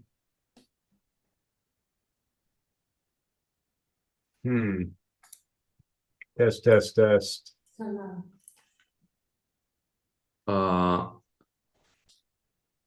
Can you say something so we can check the audio? Yeah. Okay, great. Now we can. Can you hear me now? Perfect. So again, Okay, ladies and great. gentlemen, please welcome Lance Miller. No, I was saying thank you very much. This is the first time I've had the opportunity to speak to your organization, and I appreciate the opportunity to come and share a little message this morning or this afternoon, depending on where you are in the world. You know, it's interesting. In 1992, and that is before most of you were even born as I watch this, I was standing in a Toastmasters meeting, and they announced that there was this contest, and I didn't know what it was. It was called the International Speech Contest. And I went up to one of the founders of our club, and I said, what's this? What's the International Speech Contest? And she looked at me and she said, that's where they have the World Championship of Public Speaking. And I asked, what's that? She said, well, that's like you had 5 to 7 minutes to speak to the world. And that concept scared me to death. And I sat there and I thought, what if I had 5 to 7 minutes to speak to the world? What would I say? And the first thing I thought was they should pick somebody else. They should pick somebody smart. They should pick somebody who has more experience. And then as I sat there and contemplated that, I thought, you know, that's just one person. And I'm one person. Why is that person's opinion more important than mine? Why do I feel that that other person has something more important to say or would be more valuable? And I challenge you right now, what if you had 5 to 7 minutes to speak to all of mankind? What message would you give them? And that set me on a path of figuring out what message I would give the world. And along that line, I learned a lot of things about public speaking that I want to share with you. One of the things that I learned is I used to give speeches that were these very big, important speeches that didn't have anything to do with me. And I realized that when I had topics that weren't connected to me, I wasn't connected to my audience. And just for the record, I competed in this contest for 13 years. I lost speech contests for 12. Now, granted, there's 130,000 people there's about 30,000 people that start this competition every year, and you wind up with one winner. But for me, it wound up turning into more a journey of self-discovery and discovering what my relationship was with the world. So a couple of things I learned along the way. And that is that the hardest thing in public speaking is to just be yourself and talk to the audience. And there's this imposter syndrome that I see people have when they stand up in front of the audience, where they try to be somebody great and they want to tell you what you need to do. And then you meet them in the hallway and they're going, oh, it's so nice to meet you. I always wanted to be the same person on stage that I was when you met in the hallway. And that meant that the same components to speaking I would want to use on stage as I would talking to someone in the hallway. So I wouldn't walk up to someone in the hallway and who I didn't know and like have this crazy introduction where I'd start crying, or I would say, what was that? Did you see that? What's happening? And then try to trick them. I would say, hello, very nice to meet you, and I would treat them that way. I wouldn't ask them questions, not allow them to answer the question. I started using the personal communication and looking at how would I putting that on stage with me. And that's one of the things in all my coaching I look at. I said, if you were talking to someone on an individual basis, would you say it that way? Or would you say it in a more of a personal way with them? So that's one of the points I looked at. One of the other things I had to deal with a lot is that, and I think all of us, is finding what our messages are and what our value is. And what I realized was most of my life, I was told to sit there and shut up. Just quite simply. I wasn't asked to stand up and give an original thought. I wasn't asked to speak out.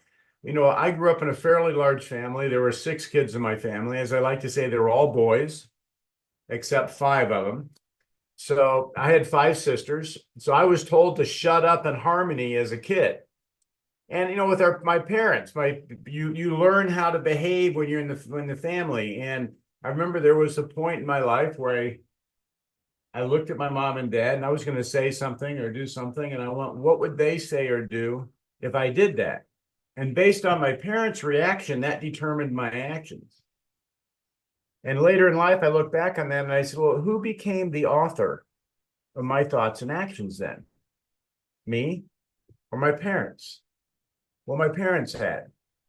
I was taking actions to make sure that the big people in my life, my parents at that point, were happy. Then I went to school. When I went to school, I learned to sit in the right seat at the right time and only speak when I raised my hand and was called upon. I was never asked to stand up and say something original in school. Through my 12 years, 16 years of schooling, I studied what other people figured out. I figured what other people had learned. Nobody said, Lance, go figure it out for yourself.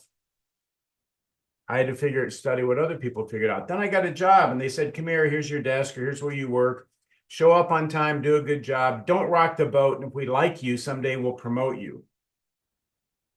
And in that process of making my parents happy, my teachers happy, my bosses happy, I started to give up on my drive, my direction in life.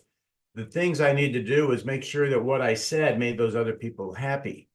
And when I started speaking, and I started speaking actively in Toastmasters, I had built into me a lot of, we'll say, learned experiences that said, don't communicate. And I had to get through those. It was scary sometimes for me to communicate. And I had to figure out how to get those messages out. And that's when I say the hardest thing is to just be yourself and talk to the audience, because in the process of doing that, I would want to be important and I would want to be powerful and I would want to be something other than who I was. But my speaking really started to take off when I just started to really embrace who I was and what I believed in, what my experiences were. The other thing I realized is that I learned best by experience, not somebody telling me what to do. So if I learned best by experience, maybe my audiences learn best by experience. Now, just think about this. Probably most of us know how to ride a bicycle. We didn't learn to ride a bicycle by having somebody tell us how to ride a bicycle. We learned how to ride a bicycle by getting on the bike and riding it and falling off and figuring out how to do it. Now, yes, we probably had a coach. We had someone that helped us, maybe a big brother, big sister, or a parent that helped us figure out how to balance the bicycle. But the only way we learned it was to get on it and ride it. Now, when it comes to speaking, we can't get everybody to actually go have the experience that we had. But the way we get them to experience our message is by telling them a story about the message. And the story gets them to experience the message, and then they can understand what the message is. So that's one of the things that stories I learned were very important in speaking. As a matter of fact, I started this off with a little story about me being in a Toastmasters meeting and being asked this question about what would you say if you had 5 to 7 minutes to start to the world? You know, I gave a slight little story about riding a bicycle to make that real so that you could experience that message. The other thing I learned about speaking, and I want to share this with you because I see a lot of young speakers wanting to get a message out here. That is that speaking to me is like a muscle, and we have to exercise it. And as I said, most of our life, we've been told to sit there and shut up. And so it takes a while to exercise that muscle and get that muscle, that speaking muscle strong, so we can stand up and we can do a video presentation, or we can stand in front of an audience and we can make a difference to that audience. It's not a 2 or 3 week deal. It's not a 2 or 3 month situation. It probably took me 150 to 200 speeches before I started to feel comfortable in my own skin. Before I really stood in front of an audience and I could relax and look at the audience. I can make a mistake and not crumble from my mistake. If I lost my words, it didn't bother me. I was able to stay on track with my message. So I want to encourage everybody here to keep speaking. And just like building your muscles in your body, you need to speak frequently. And I was very fortunate because my Toastmasters meeting met once a week. So that meant it was like going to the gym every week and working on my speaking and my leadership muscles. And as I said, it worked over time. As I did that, I continued to develop my muscles. And with that, what I want to tell you is that because I developed excellent communication muscles, and because I was able to tell stories, and because I was able to be on the stage and be myself and just talk to the audience, I had the world open up to me. As was shared in the introduction, I've had the opportunity to travel to over 80 countries. I've had the opportunity to over 5,000 times stand in front of audiences and talk to them and give them messages that I had found and I had connected to myself, and I could make a difference to them. Now, the truth of the matter is there is not a contest or an opportunity for one of us to stand up and speak to the 7 billion people that are on this planet. I actually think it would be a cool contest that once a year mankind selected one individual to give all of us a message, and we'd all stop and tune in our radios and TVs and internet, whatever, maybe cell phones, whatever, and we would listen to somebody for 7 minutes. That was the thing. Here's the world. Here's the message to the world. Someone was selected for 7 minutes, but there isn't such an opportunity. But here's what I've learned is that every time we speak, every time I speak, every time you speak, we change the direction of the world. We influence people. 1 person at a time, 10 people at a time, 100 people at a time. We do speak to the world, but we don't do it 7 billion people at a time. We do it 1 person at a time, 10 people or 100 people at a time. So understand that your words have impact, your words have value, and you're on a journey to create the value and the impact in your words. And that journey continues to grow. And that journey continues to grow for me. After doing this for 25 years, I'm still developing, I'm still learning, I'm still growing. And I encourage you to stay on that path and come up with messages and deliver them as yourself to the world. And through that, we will all change the world and make a better world. Back to you. Thank you very much. Thank you again, Lance, for your speech. It was very captivating. And Lance, I want to tell you that since I found out that you will be a keynote speaker, I was very eager ever since I found out to listen to your speech. I couldn't wait. So I'm glad that I had the occasion to do so today. And as you've mentioned, journey to self-discovery is very important. And I think this is I think you'll agree on this, and this is a continuous process that we all have to go through during our life, with all the things that we do, the activities that we do in our personal life or professional life, and I think it also enjoying the process plays a big part in this journey. Because in the end, it is very important to enjoy what we do and find the good side in everything that we do.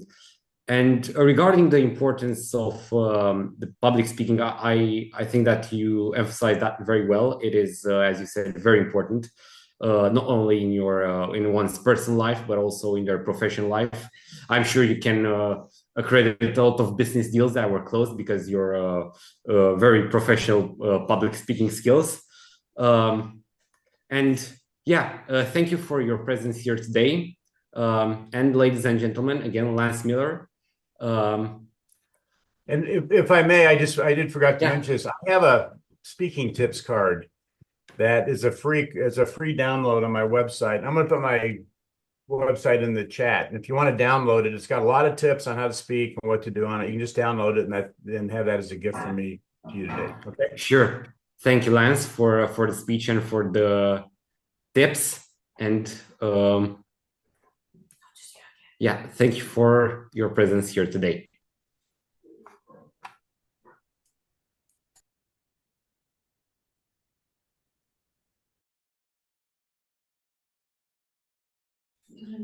So, ladies and gentlemen, now we will, because this contest is organized by us at Agora Speakers Romania, we have prepared a series of videos to help you better understand the Romanian traditions. So, without further ado, I will ask Teodora to share some of the videos. The first one being about Romanian traditions. So, ladies and gentlemen, please enjoy our video.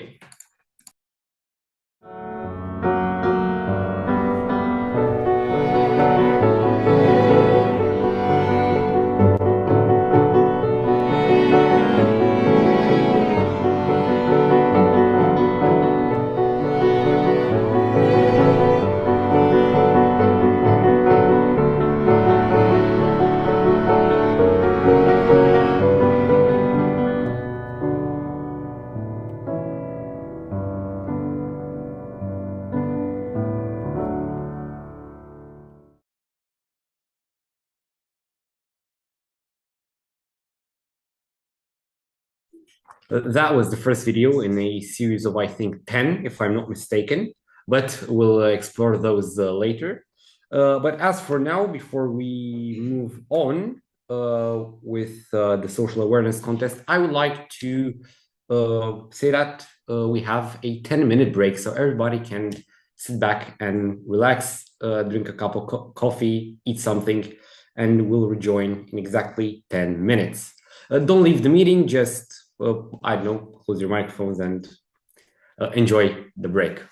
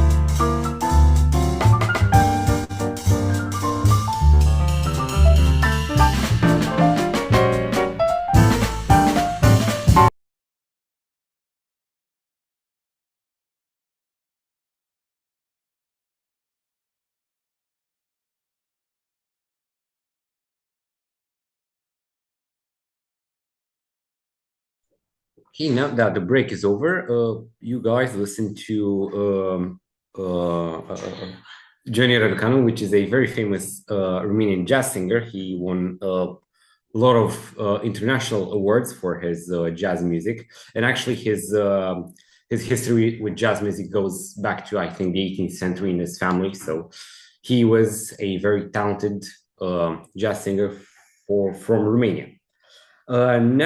With that being said, we are now ready to move on to the long-awaited social awareness contest. So let's start with the first speaker, Gary Taw. Please, let's proceed with the sound check.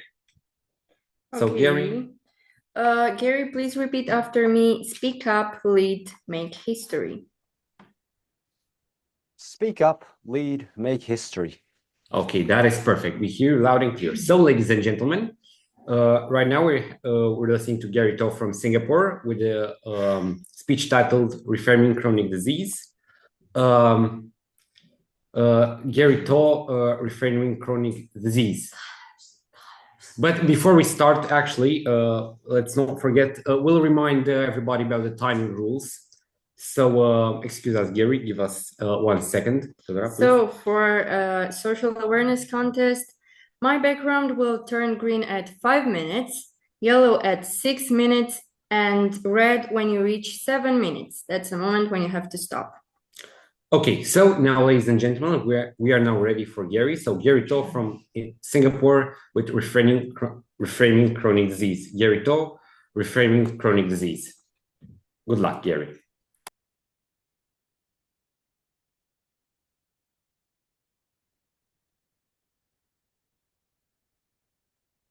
A cardiologist said to their patient who had high blood pressure, high cholesterol, "You're getting old.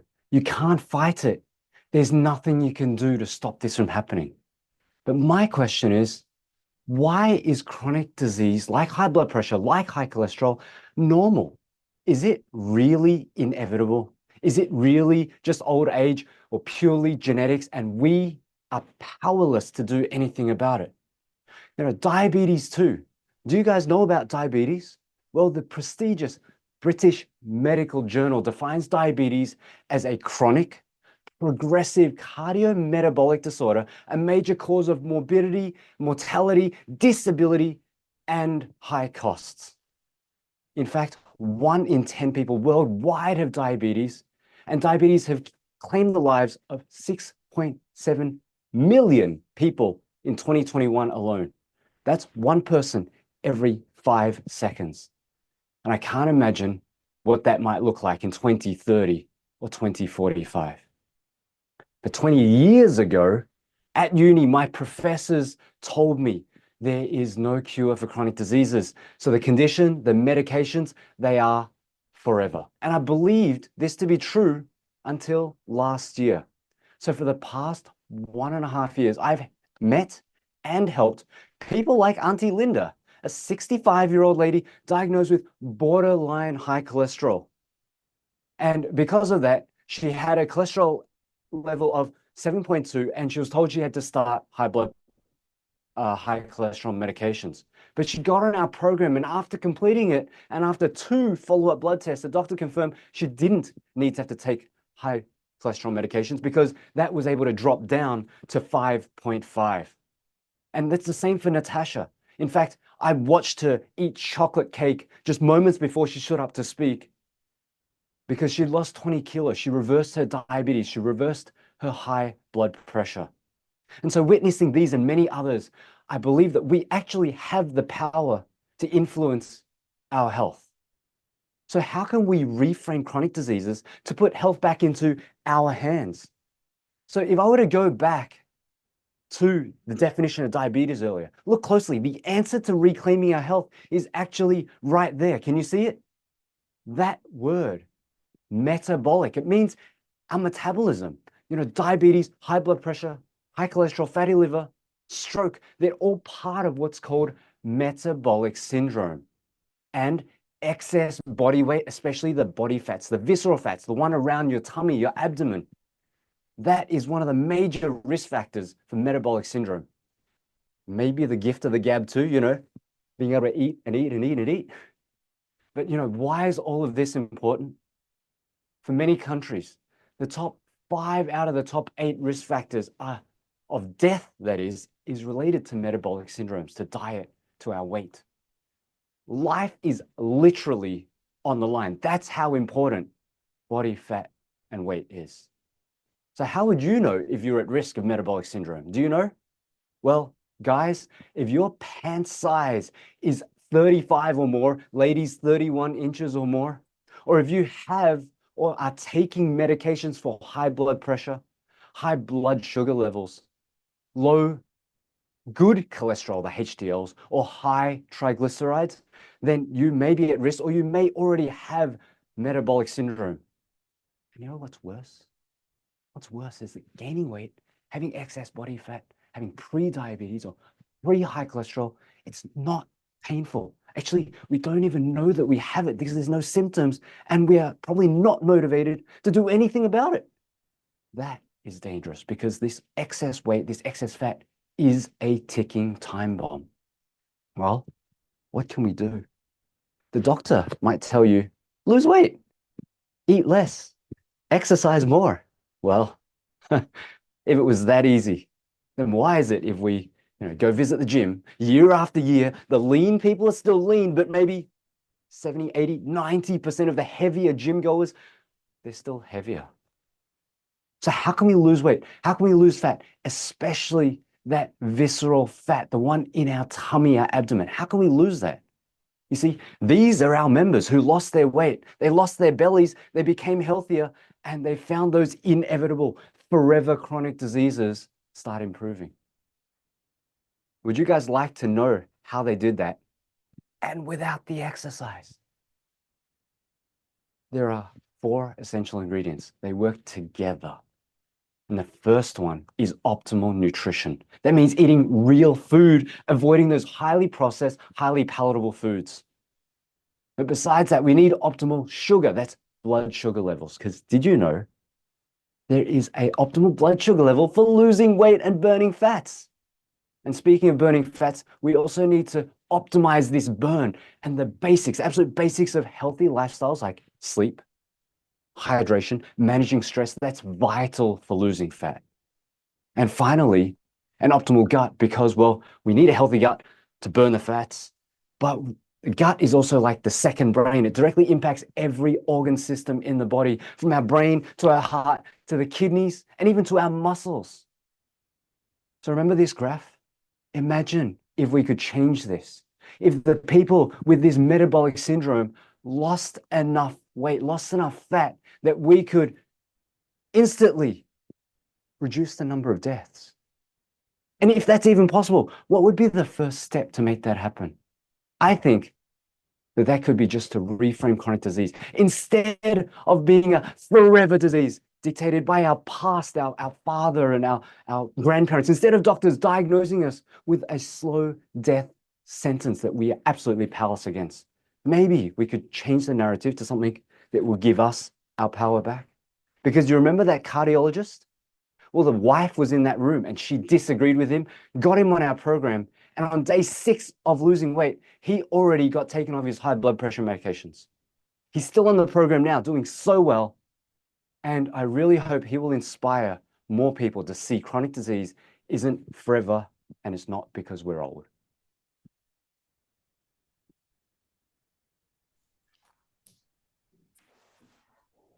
Thank you, Gary, for your speech. It was truly entertaining. Now, as we've come accustomed to, we will have 1 minute for the judges to evaluate the speech. But in the meantime, I would like to remind everybody to make sure that they use the word of the day, which is gift of the gab, in their speeches. So please keep that in mind.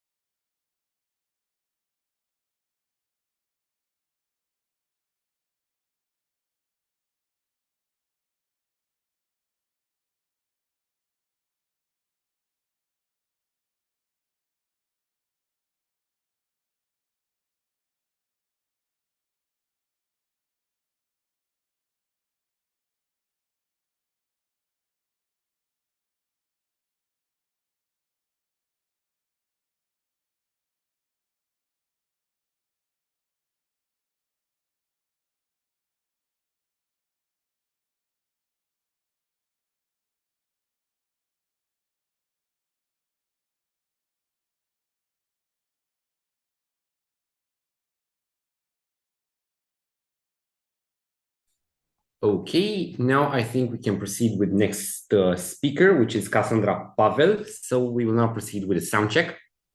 Cassandra, please repeat after me. Speak up, lead, make history. Speak up, lead, make history. Perfect. Okay, ladies and gentlemen, so Cassandra Pavel from Romania with a speech titled Shelter Nature. Cassandra Pavel, Shelter Nature. Good luck, Cassandra. Thank you. Okay. Everyone, this is Mika.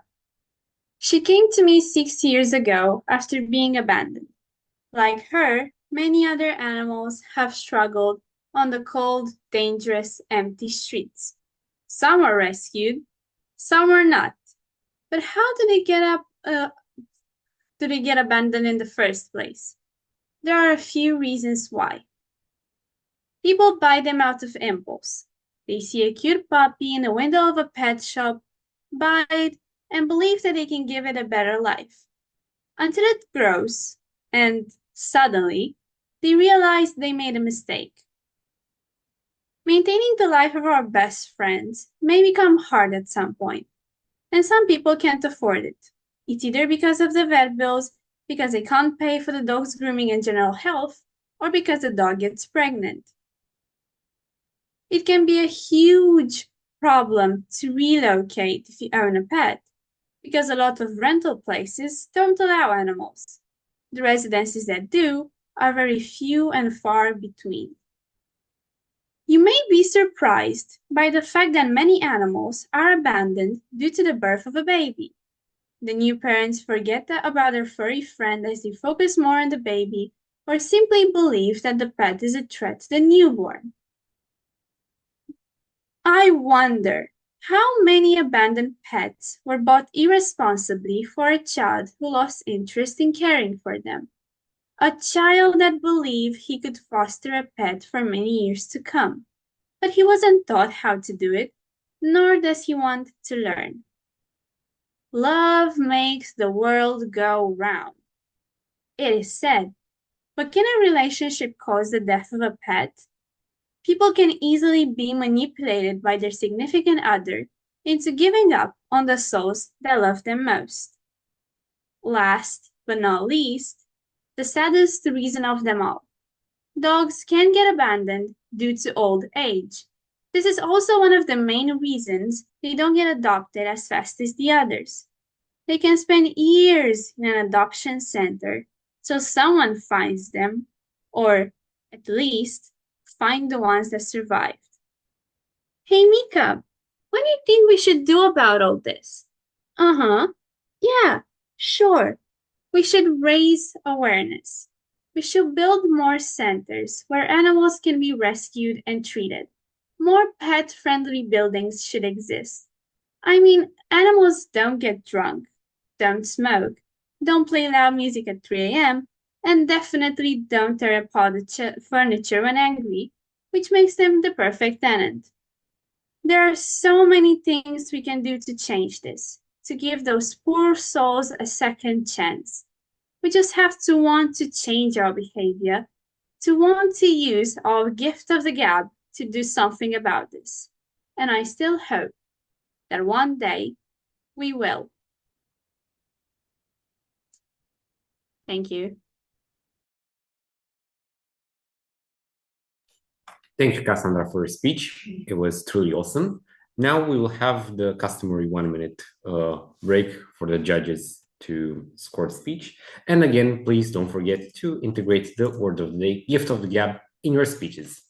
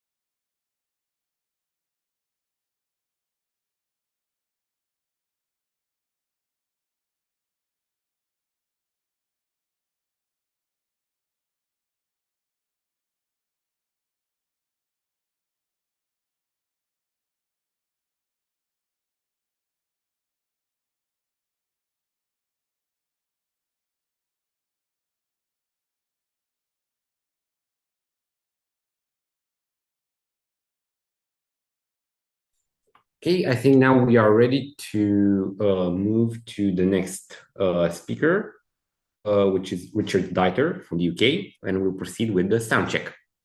Richard, please repeat after me. Speak up, lead, make history.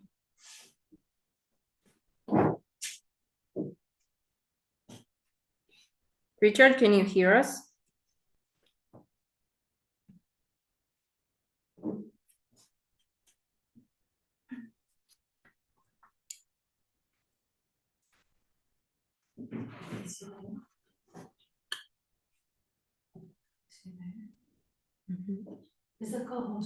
Can you hear us? Thank you very much. I hadn't been turned on there. That is great. I can, hopefully I am here now. So speak up, please make history. Okay. Ladies and gentlemen, Richard Dieter, try a thank bank. Again, Richard Dieter, try a thank bank. Good luck, Richard. For every 6 young people here in England, one of them will experience some sort of mental disorder before the age of 20. That's a scary number. All sorts of families are affected. My family is affected.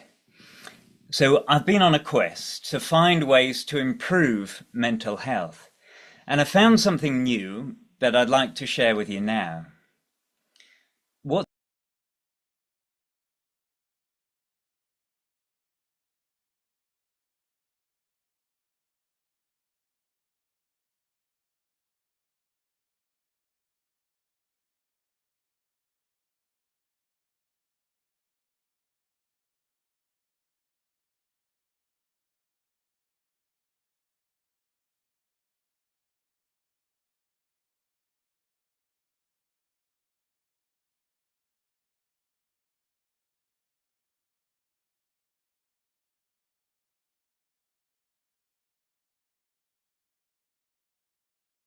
Richard, please unmute yourself. And start again, please. I'm sorry about that. Yeah, why is that done like that? Okay, let me just do this again. Right, I'll tell you what, I will keep an eye on whether it does work or whether it mutes for some reason. Apologies for that. So hopefully I will be okay again. For every 6 young people here in England, one of them will experience some sort of mental disorder before the age of 20. That is a scary number. All sorts of families here in England are affected, but my family is affected too. And that's why I've been on a quest to find something new, something to improve mental health. And I have found something, and that's what I am wanting to share with you now. And what I'm doing is I'm putting together 3 ideas that haven't been put together. And when they are put together, it's like 1 + 1 + 1 doesn't just equal 3, but it can equal 10, because the combination is worth more than the things on their own. I hope that makes sense. So what it is that the first idea is really to do more thanking.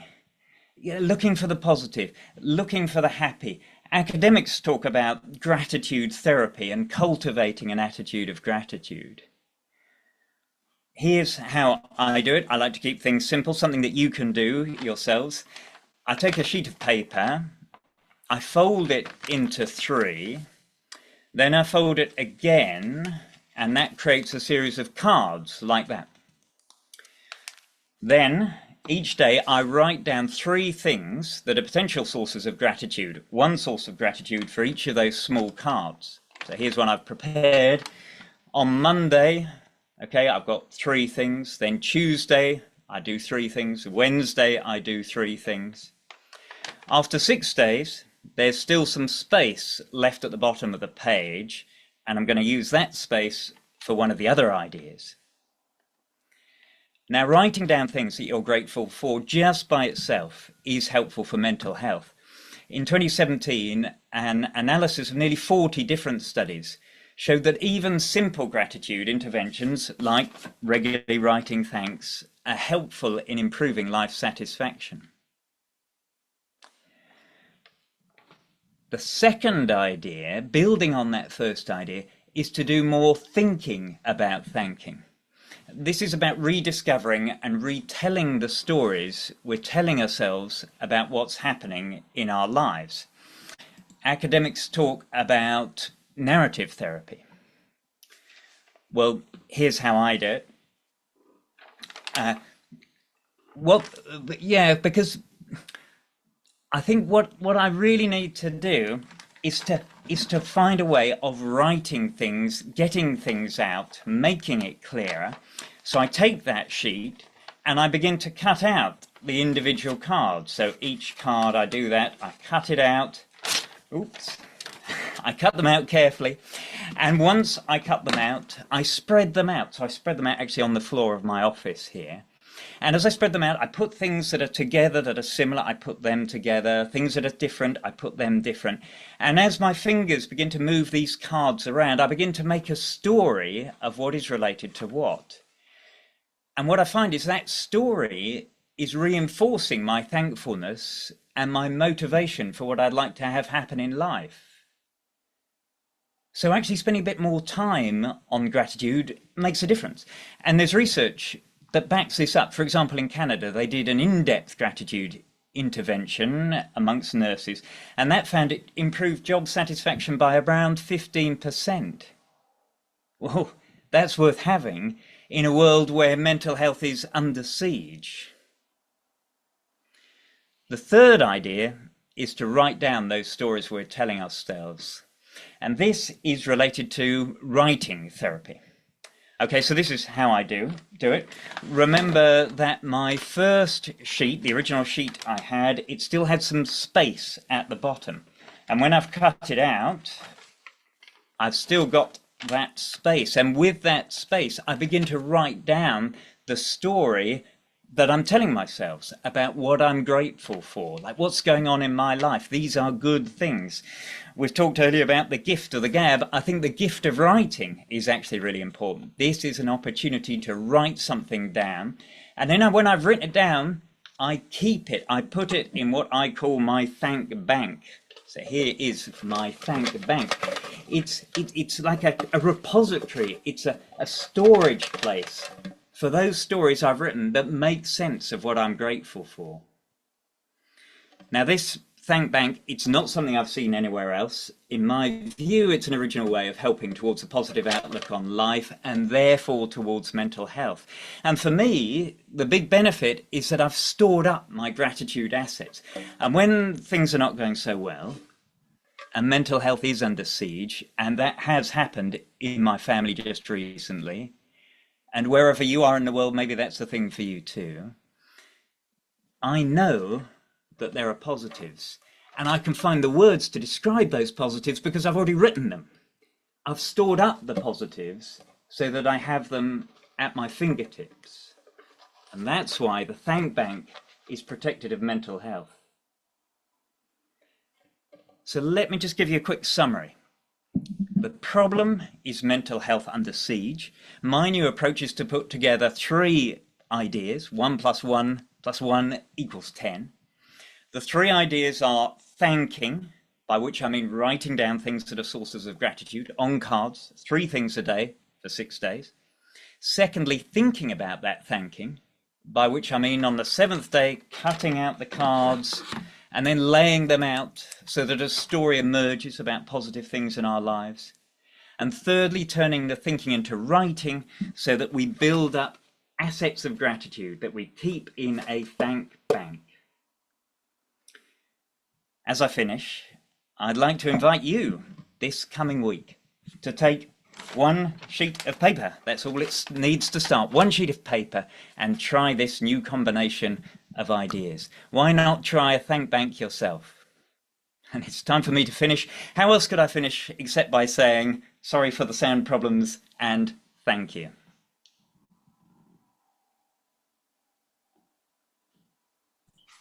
Thank you, Richard, for your speech.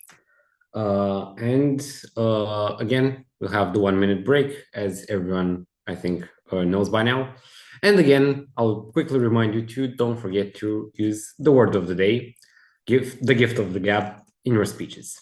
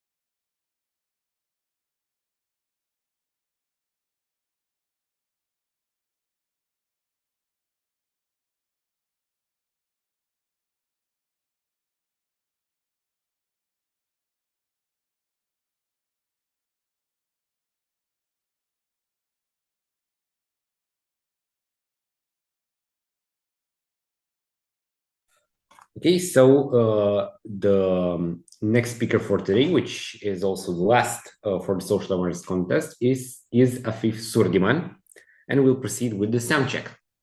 Can you please repeat after me? Speak up, lead, make history.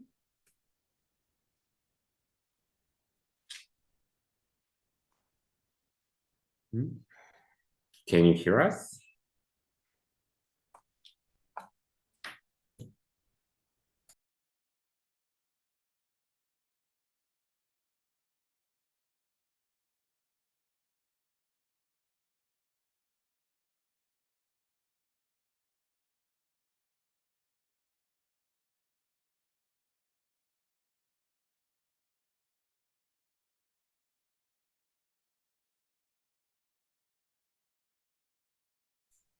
So again, Afif Surdiman, we will proceed with the sound check. Can you please repeat? Speak up, lead, make history. Speak up, lead, make history. Okay, perfect. So, ladies and gentlemen, next speaker is Afif Surdiman with a speech title Addressing Poverty. Afif Surdiman, Addressing Poverty. Good luck, Afif.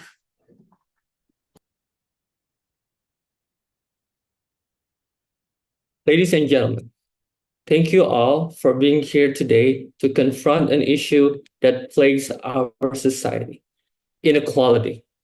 Inequality is not just a word from the dictionary, nor is it just some mild concept. Rather, inequality is the shared experience of billions and billions of people around the world. It often manifests in ways that are often invisible to those who are not affected by it. Invisible as it may seem for the many of us, the effects of inequality are beyond profound. So let's take a moment to imagine something. Imagine waking up every day knowing that no matter how hard you work or how dedicated you are, the odds are stacked against you.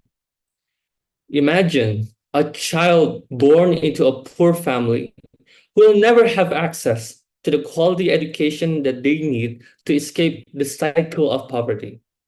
Imagine the woman who, despite having the same qualifications as her male colleagues, will earn less and face hurdles to promotion. Imagine a person of color who is judged not by their character, but by the color of their skin. These are some of the ugly faces of inequality, but the figures paint an even ghastly picture. To this day, tens of thousands of women and children with a lack of access to healthcare die every day from preventable diseases such as measles, tuberculosis, or in childbirth. 1 in 5 persons reported being discriminated against on at least one ground of discrimination prohibited by the international human rights law. 1 in 6 people worldwide has experienced discrimination in some kind of form, with women and people with disabilities disproportionately affected. Discrimination has many intersecting forms, from religion and ethnicity to gender, or perhaps even sexual preferences. Ladies and gentlemen, when we allow inequality to persist, we create walls of mistrust and resentment. This draconian border that is akin to an underappreciated form of apartheid. A world that pits people against each other and causes so much hatred in an ever increasingly dysfunctional world. Inequality is an overdue moral failing that we must address as a society. Contrary to what many so-called pessimists they claim, inequality is not inevitable, but rather is a choice. These are the choices that we make through the things that we do every day, consciously or unconsciously. Human beings have in themselves a sense of empathy. You know that spot in your heart where that ache when you see things being unfair? Every person has it. But then again, it's your choice either to care about others or be cold-heartedly indifferent. One small action can make life much more bearable for others. Do something in your capacity to offer a helping hand, offer help to those who are marginalized, who are oppressed. And believe me, one small action can make life a bit more bearable for many. Ladies and gentlemen, in the end, we ought to see the humanity in every person, regardless of their background, and recognize that their struggles are our struggles. Their dreams are our dreams. Their rights are our rights. Let us not be utterly indifferent in the face of injustice. And for every human being has the right to live a life of dignity and fulfillment. In the words of Dr. Martin Luther King Jr., injustice anywhere is a threat to justice everywhere. The road ahead is long and difficult. We have to admit it. But it is one that we must travel hand in hand together. Let us walk with sheer determination, with courage, with an unwavering commitment to justice and inequality for all. Thank you very much. Thank you, Afi, for your speech. Now we will have the 1-minute break for the judges to score.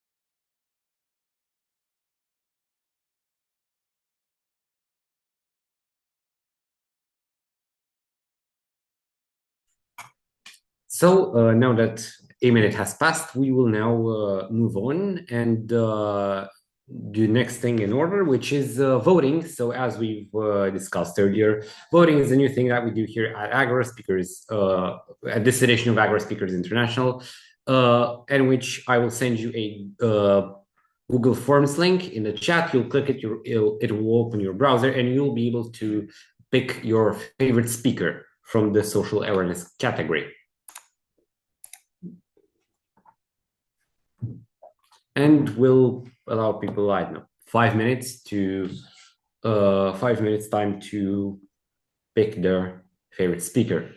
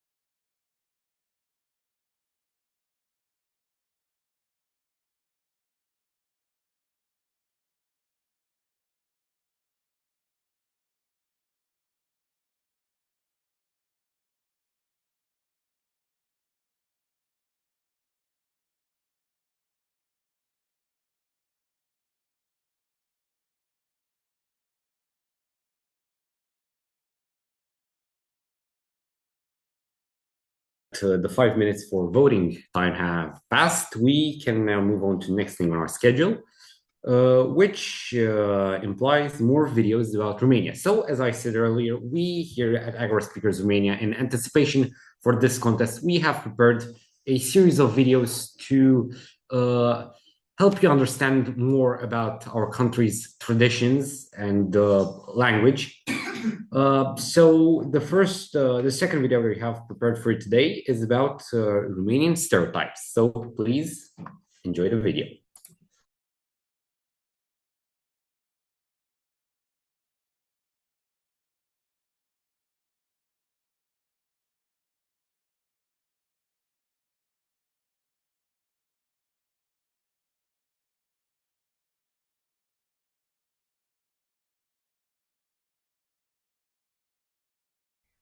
Budapest is the capital of Romania. Okay, we actually don't understand why foreigners make this mistake. Bucharest is the capital of Romania, not Budapest, even though the two cities do sound alike. The land of Dracula. This is partially true. Romanians have an urban legend about Vlad Tepes, a medieval prince, who is associated with Dracula. In the legend, it is said that only Transylvania is his land. Transylvania is a made-up country. This is false.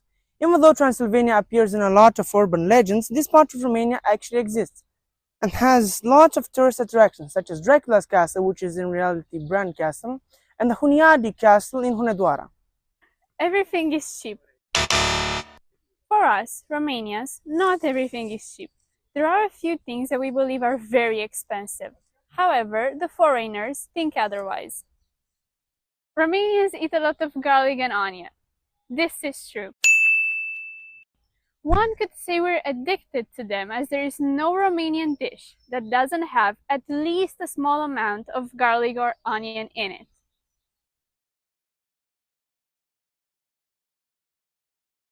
The next video that we have prepared for you today is about Romanian idioms, and this video will hopefully give you a better understanding of the inner workings of the Romanian language.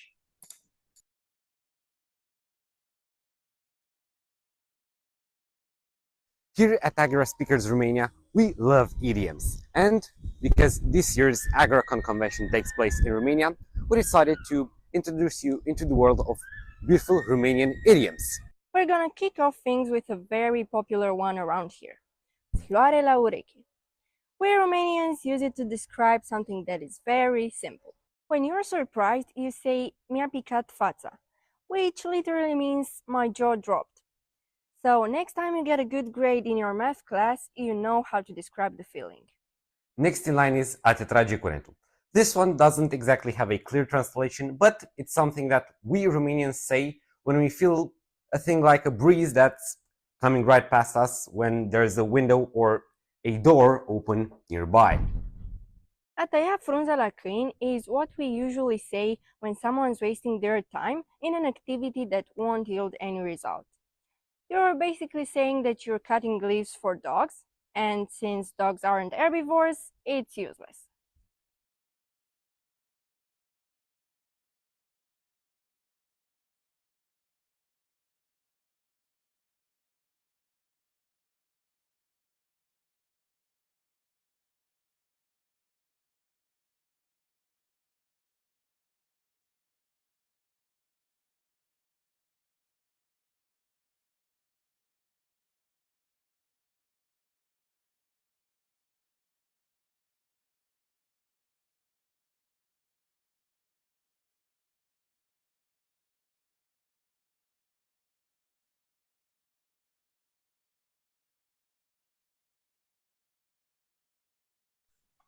So now that we're done with that, we will move on to our next and final keynote speaker for today. And as our final, third and final keynote speaker for today, we have Frank Elbers. He is a journalist and researcher based in Bucharest, Romania. He's a correspondent covering Southeast Europe for several newspapers, weeklies, and radio networks in the Netherlands and Belgium. The topic of his talk will be the Dacian Trail, telling the story of the Dacians, a mysterious warrior people who lived in ancient Transylvania and who, among other things, resisted the arrival of the Romans and have a heroic status in today's Romania. So, Frank, please, I yield the floor to you. Thank you very much for that kind introduction. Bună ziua, hello, everyone, wherever you are around the planet. Yes, I want to share with you a little bit my experience with the an historic Romanian people that lived many centuries ago. And already during my first stay in Romania, I as an exchange student, I came across a people unknown to me, the Dacians, D-A-C-I-A-N-S. or Dacians. And Romanians assured me that they were direct descendants of this warrior people who supposedly fought the Romans in the 1st century after the Common Era, which when they wanted to expand their empire eastwards. Now, the Romans, yes, those I know, of course, like so many around the world. I had studied the history of the Roman Empire extensively in secondary and high school. Yet every teenager who grew up in Romania after 1960 knows more about the Dacians than the Romans. He or she knows about the famous golden helmet of Coțofernești, from the history books. Every town in Romania has a strait named after the 2 Dacian kings, Decebal and Burebista. And remember those names, as they will appear regularly in this story. Busts of those kings, of both those kings, adorn the national airport in the capital Bucharest, if you happen to visit it. Also some regional airports, such as that of Cluj-Napoca, the capital of Transylvania, also has a bust of Decebal, or was it Burebista? I'm not sure, one of those. And if you happen to be in Bucharest and visit the National History Museum, you can read about the Dacians on the replica of Rome's imposing Trajan's column, which commemorates the victory of the Roman Emperor Trajan in the Dacian Wars. You can visit the original column in Rome, of course, but I didn't really know much more, and to be very honest, care about the Dacians. Until a Canadian mining company made headlines in Romanian newspapers. And I have to tell you, as part of my daily job as a correspondent, I tend to focus more on politics and the economy and less on archaeological treasures or ancient history. Unfortunately, I have to add. Now, this Canadian company called Gabriel Resources wanted to mine silver and gold in Roșia Montana, which is a mountain range in the Carpathian Mountains, which you by now, after several hours of having participated in AGORACON 2024, you're familiar with. And residents of the region, as well as in the major Romanian cities, took to the streets en masse. In addition to the environmentally destructive way in which the precious metal will be extracted by this Canadian mining company, they actually spray large quantities of cyanide into the ground, which is obviously very poisonous but standard industry practice. They also protested against the fact that the mines were a unique historical and cultural heritage from the time of the Dacians and the Romans. And we're speaking now about the mid-2010s. And this is when my interest in those mythical Dacians really awakened. Gold is what the Dacians were known for centuries. The Greek writer Herodotus even spoke of a people covered with gold. Understandably, because in the middle of the Dacian habitat, which was kind of roughly modern Romania, lie the richest gold deposits in Europe. The wealth was an important reason for the Romans to conquer the area at the beginning of the 2nd century. Dacia is one of the primeval areas of metalworking, one of the great technological revolutions of humankind. The earliest gold deposits and objects from the era date back to 4,500 before the Common Era, long before the Copper or Bronze Age. Now, it was this gold that the Canadians were after. With these modern extraction techniques, they could mine billions worth of gold and silver. But fortunately, the Romanian government, after hesitating for a long time, decided to revoke the lucrative mining license and instead apply to UNESCO World Heritage status for Roșia Montana, which means no one could touch it. The Canadian company subsequently challenged the decision in court, and after many years, just a few months ago, actually, an international court of arbitration ruled that indeed there won't be any new mining in region. So I, by now, knew that the Dacians were miners, they were warriors, they were craftspeople that created incredible golden and silver objects. But how did they live? What else did they do? Did they believe in any gods, for example? I still had many questions about this mysterious people.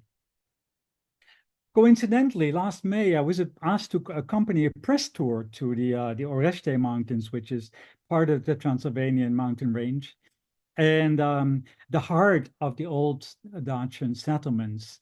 A museum in the Netherlands, which is where I'm originally from, was about to open a large exhibition about the Dacians and had invited Dutch journalists to join them to archaeological sites in Transylvania. And this was my chance to find out more about Dacia and the Dacians. So I went on the Dacian trail. The climate here is very humid, unquote. Maria Magdalena Stefan tells me. She's an archaeologist. It always rains here when I'm here. It's very cold in the winter. The Romans hated it, unquote. Here is the archaeological site called Sarmizegetusa Regia, high in the Western Carpathians. This was the capital of the Dacians in the time of King Dechibal. Remember him? At least that's what we think. It was the largest Dacian settlement that we've found so far. And we were guided by Maria Magdalena Stefan and her colleague, her name is Aurora Petan. And this site, the largest site that has been found so far, is called Sarmizegetusa Regia. Was actually the administrative, religious, and military center of Dacia until Dacian King Burebista was defeated by Trajan, the Roman emperor, and his armies in 106 after the Common Era. And it's been extensively excavated and offers insight into Dacian urban planning and architecture. You can, in fact, see some of it behind me. And yet, there's a lot left to the imagination of the visitor. Apart from some foundations, nothing is really known about what these structures really look like and what materials they were built with. And we assume they're temples, but that's all that is known. And with her groundbreaking aerial soil research, another archaeologist we visited uncovered the structure of the elevation profiles of the Dacian settlements in recent years. And thanks to her research, it became clear that there are these many terraces, mountains carved out in the rocks, many more than was previously thought. And in fact, according to this archaeology, it's very comparable to the way that the Incas did it in the Andes. And she uncovered this network of high altitude routes, which were connecting these Dacian sites so that they could avoid the valleys. We visited various other archaeological excavations in the mountain range, where some impressive religious structures were unearthed, and we even came to a rural settlement with some well-preserved houses and workshops, which gave us some sense of how people lived, at least a little more. A little, because the Dacians did not leave any written sources behind. So we know little about power structures, social economic conditions, or say burial sites. In fact, so far, no bones or other remains have been found in archaeological diggings. The Dacians literally seem to have gone up in air. Most of my Romanian friends have not yet been to Sarmizegetusa Regia or Roșia Montană. They base their knowledge of their supposedly blood relatives on what they were spoon-fed during their history lessons in the 1970s and 1980s during the Ceausescu dictatorship. Knowledge that was mainly based on the heroic stories written by the Greek historian Herodotus, and hardly on archaeological findings from the past decades. But so far, these archaeological findings haven't unearthed any spectacular new knowledge about the Dacians and their life. And hence, these supposed predecessors of the modern Romanians are historic people that, for me, are still mostly an unknown people, shrouded in mystery. Ironically, for most of my friends, they are heroic people of which they are direct descendants. Full stop. Thank you very much for listening.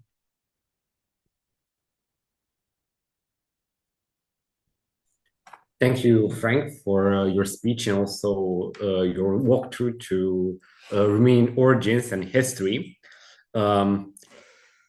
It was very nice hearing so many details about places in country which, as you said, most Romanians haven't been to.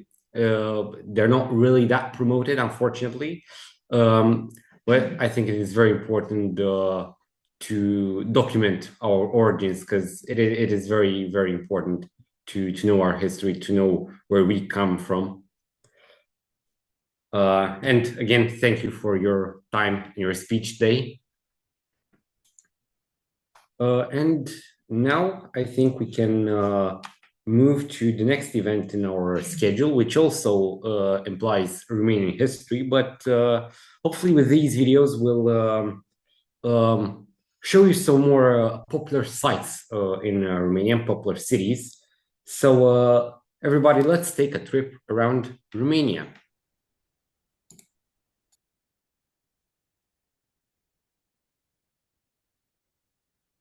Is Greece too hot for you? Is Spain too crowded? Italy too commercial? How about taking a vacation a little east of that? Welcome to Romania, a country as full of history as it is of hospitality, and why not your next vacation spot? Here in Romania, Maramureș is the most idyllic region, forever praised for its natural beauties. This zone preciously maintains old culture, traditions and tales, bringing the most beloved folklore stories to life. You will find yourself gazing upon the mountains for hours while taking the journey to the heart of our culture.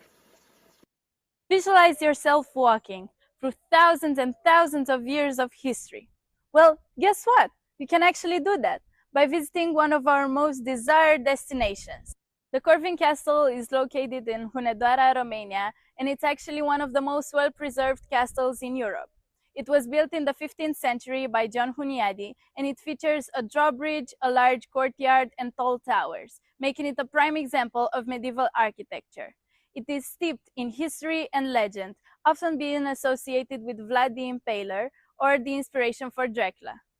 However, our country has even more to it, which brings us to our third destination. The Danube River, winding its way through Romania, offers a sight for sore eyes through its spectacular landscapes. We can even call it a blissful paradise that hosts over 300 species of birds and fish. Getting a day on a boat is the best way to enjoy this part of our country.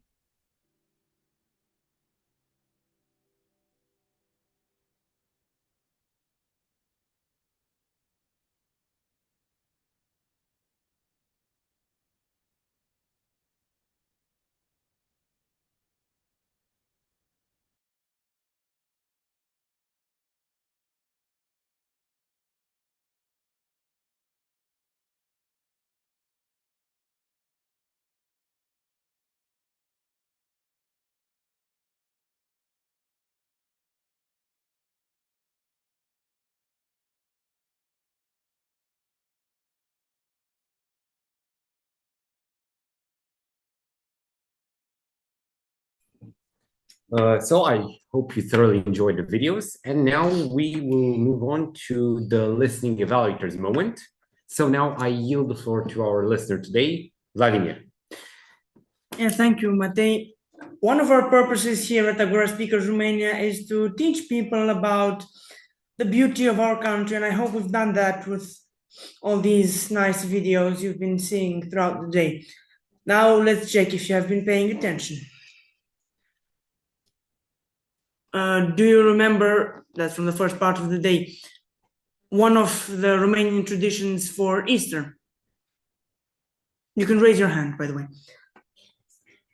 Or type your answers in the chat, whichever is that most convenient to you.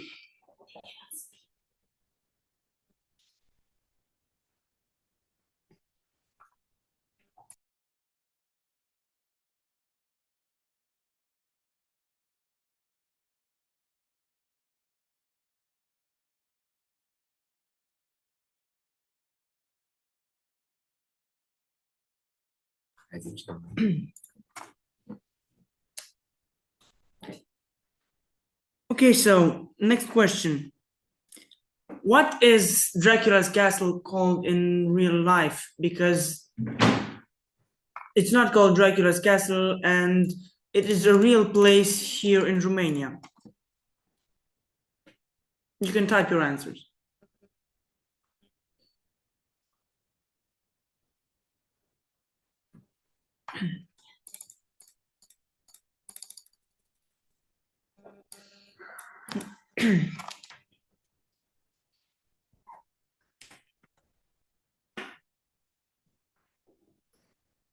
Can everybody access the chat? I think so.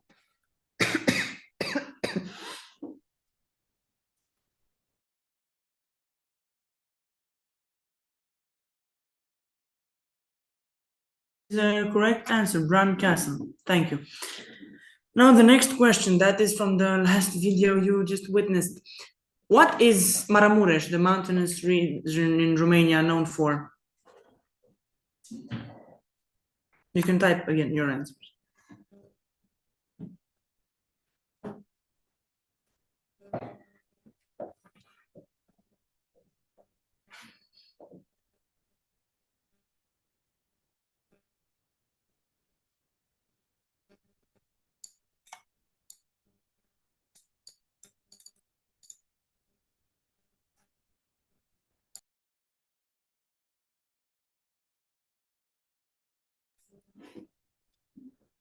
Okay, so Maramureș is praised for its folklore. Thank you.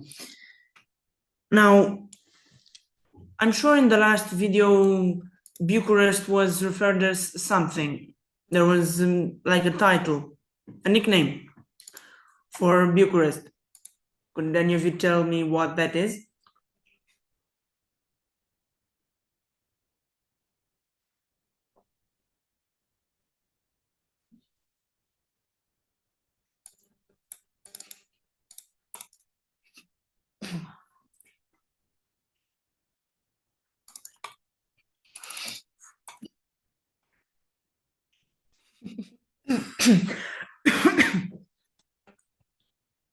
Yeah, thank you, Fred. The answer is indeed Budapest.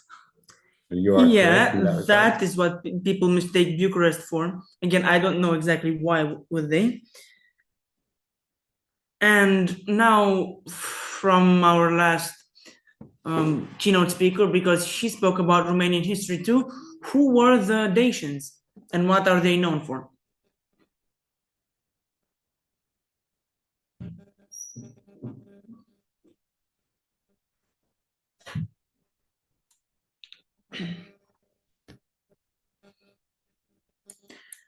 That too, they were known for gold.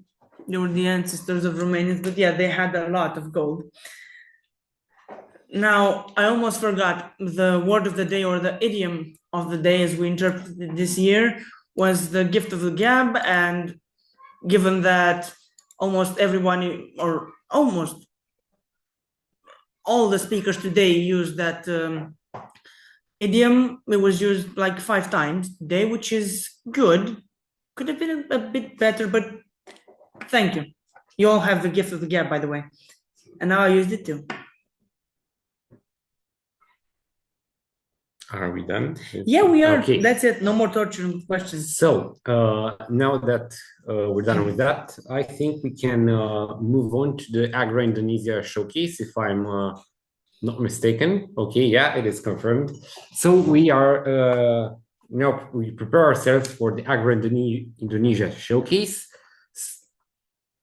So I will now yield the floor to Mike Nicholson, all the way from Indonesia, to tell us more about Agora Indonesia. So Mike, you have the floor. Thank you very much. Yeah, all the way from Vlad the Impaler to Mike the Agorian here in Jakarta, Indonesia. Today, we're going to have a listen to 8 youth. They're between 13, 14, and 15 years of age. They come from Darul Abedin Islamic Junior High School. It's one of the best private schools in Depok, just outside of Jakarta. And the school promotes independence and the use of public speaking skills. There are 380 students in the school, and at the last Agora meeting we had here 2 weeks ago, we meet on a Friday virtually, there were 317 people in the meeting. And what we do is we have 30 minutes together, and then we break out into, and 2 weeks ago we broke into 12 breakout rooms. So we run it as a multiple string of clubs, but in the one club. So what I'm going to ask Miss Mandy to do now is introduce the students. As I said, we have 8, and they will be doing a 3-minute speech and showing their slides. So hand over to Mandy. All right. Hi, good evening, everyone. Good evening, Agorians. Welcome to Agora Indonesia Youth Speakers. Can you hear me? Yes, well. Loud and clear? Very clear.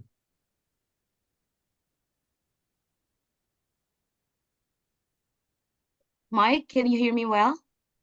Yes, yes, I can. Okay. I can hear you very well. So I'm Mandy here, and in this golden opportunity, I am gladly to be the moderator of our great and talented speakers from Darul Abidin Islamic Junior High School. Before we begin, I would like to introduce you to the speakers tonight. Our youth speakers today, they are 8 students of level 7 to level 9 of Darul Abidin Junior High Schools. Without any further ado, please welcome our first speaker, Ahmad Fadlan from 9C. To Fadlan, please take the stage. Yeah, thank you, Ms. Mandy. Assalamualaikum warahmatullahi wabarakatuh. So in my presentation, I will be presenting about my life goals. I'm sorry, I haven't really done this. So, okay. So the topic for today, what I was told for, was about my life goals. And in this schedule of the life goals, I'm going to be talking about future jobs, what I would like to be, the future, the fun stuff, my own personal hobbies, and, the religious things that I love to do. And last but not, it's just number 4. It's just yeah. Anyways, my future job that I would love to be in is offshore mining, aka being an oil rig worker. This might be like confusing. Like, probably you guys would probably like what's that? Question my questions. Why would I become an oil rig worker while being an oil rig worker is like a difficult job and it's very dangerous? Not gonna lie, I don't care about the dangerous or the difficult, how difficult they could be. All I care about is how it's. I've heard from some interviews of oil rig workers. It's actually pretty fun to become oil rig workers, and I was like, all right, then, all right, fine, let's go, man, let's go become an oil rig worker. And once I searched what the salary is, I was like, oh my God, that's a lot of salaries. It's per year, so it's about 27,000 or possibly $100 more, maybe more. I don't know, per month, I think. All right. The second stuff of my hobbies is my dreams. There's a lot of things that I would love to do in my goals, my life goals. Number 1 is join a reenactment. And my personal stuff, I love history, right? And being in a reenactment event is just one of my goals because, sorry, and Yeah, let's just skip it. Maybe it's a bit self-explanatory.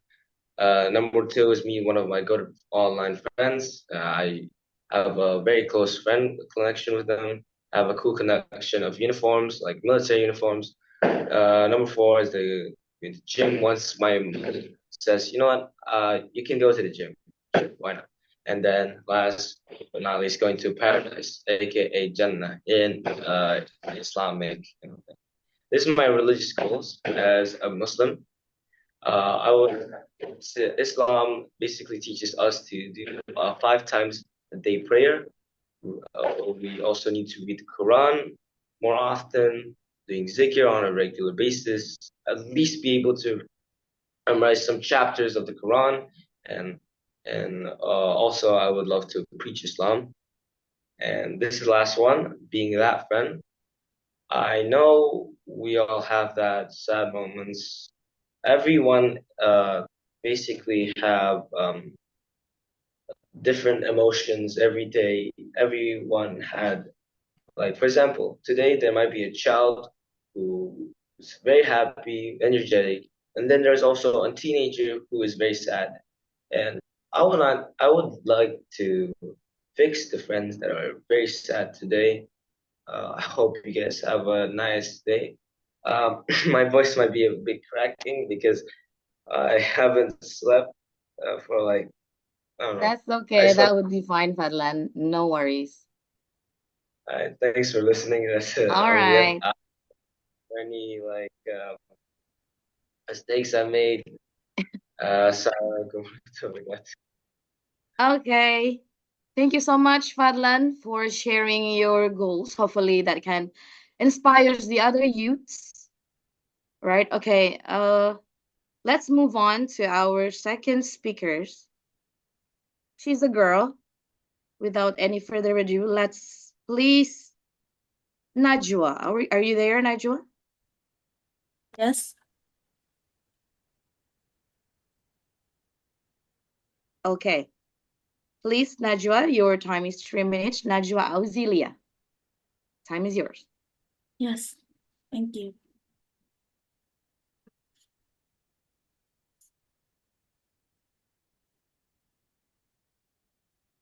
Assalamualaikum warahmatullahi wabarakatuh. Good evening, everyone.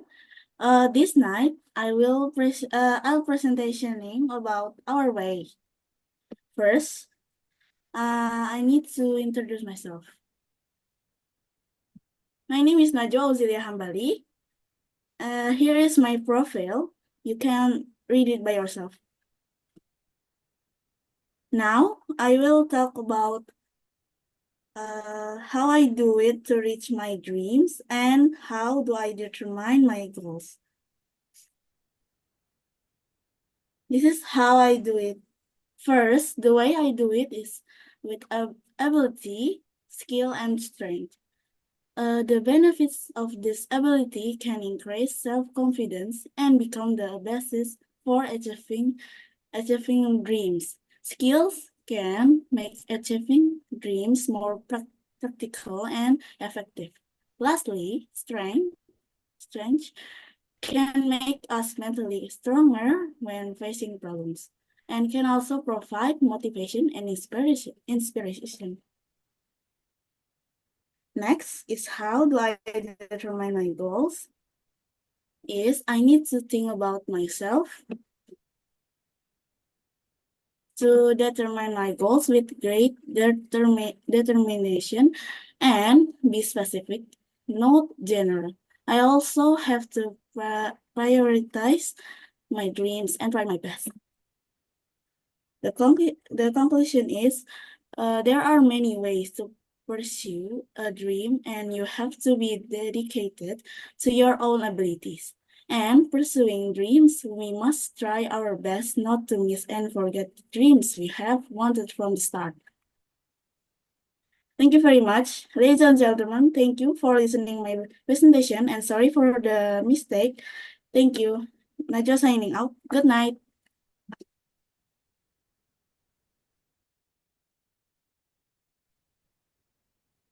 Good one, Najwa. Thank you so much for your sharing. And for the next speakers, we have Fatir Ziggy Alfaro from 7B. Ziggy, are you there? Yes, miss, I'm here. Okay, please take the stage. Can you see my slide? Miss, can you see my slide? Yes, it's on the screen now. My way. Yeah, okay. Assalamualaikum warahmatullahi wabarakatuh. Good evening, everyone. Today I'm going to present about my way. Objective. First, introduction. Third, what is Ikigai? Second, what is Ikigai? Third, elements. Fourth, my way, my mission. Fifth, how. And then sixth, closing. My name is Fatir Zigalharo. You can call me Ziggy. I'm 12 years old and my way will be introduced on the slides. Enjoy. What is Ikigai? Ikigai is a Japanese concept referring to something that gives a person a sense of purpose and reason for living. The elements. Today I'm going to show you 4 elements that are important to us. Which is what you love, what the world needs, what you can be paid for, what you are good at, and what you are good at. What I love. I love programming because programming is easy and fun. What the world needs, they all play a game like families, they all have their own games. What can paid for? Becoming a game programmer can pay me in the future. What I'm good at playing games and making games. My mission.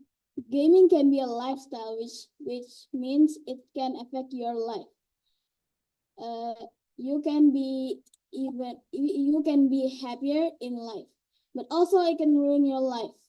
So my mission is to create games that are good for your brain, for your health, for your mentality, and your life overall. How? Today. First, I will study hard because becoming a programmer needs a big brain. Second, I will join Roblox Club to improve my coding skill and to have community who love to make and play games. How, but in the future. First, I will continue my study at the university majoring computer programming. Second, I will extend my community for programming worldwide so we can grow together. Conclusion. Game actually is good, depends what game you play. For example, shooting game to make you focus on one point, and it makes you focus like practicing archery. Thank you for your attention. I hope you can find your ikigai. Wassalamualaikum warahmatullahi wabarakatuh. Good evening, everyone.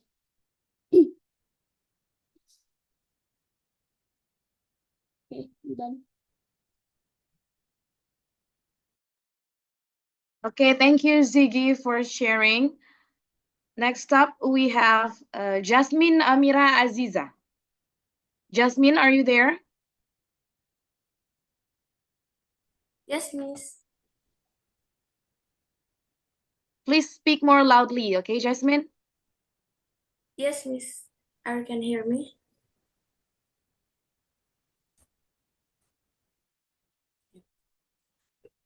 Miss, can I start?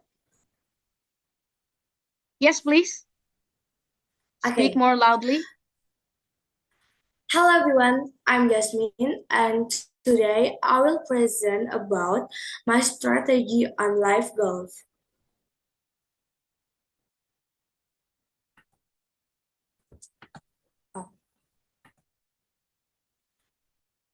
This was one of my life goals when I was in junior high school. 1. I want to join the organization at my school called OSIS PASUS, and DEI, or Derby English Ambassador. 2. I want to be good at swimming and basketball. 3. I want to be a smart student. And this is my strategy. 1. I will try to be active in all activities at school. 2. I will try hard and take part in competition. 3. Every evening I will study, and every holiday I will repeat the previous material. 4. I have to manage my time well. 5. Stay motivated. 6. Focus on health. And 7. I will practice my public speaking more. And thank you for listening. Okay, that's all from me, Miss. Oh, that's it, Jasmine. All right, thank you for sharing, Jasmine. Yeah. Nice presentations. Okay, now let's continue to the next one, which is Tiara Azahra. Tiara, are you there? Miss.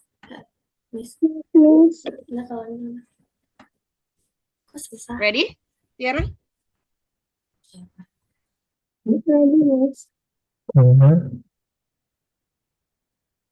Okay, Jasmine, maybe you can stop your screen.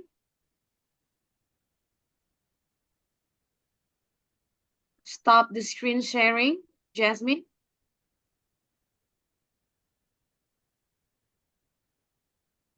Okay, thank you. Tiara, you may start your presentation. Smith, wait.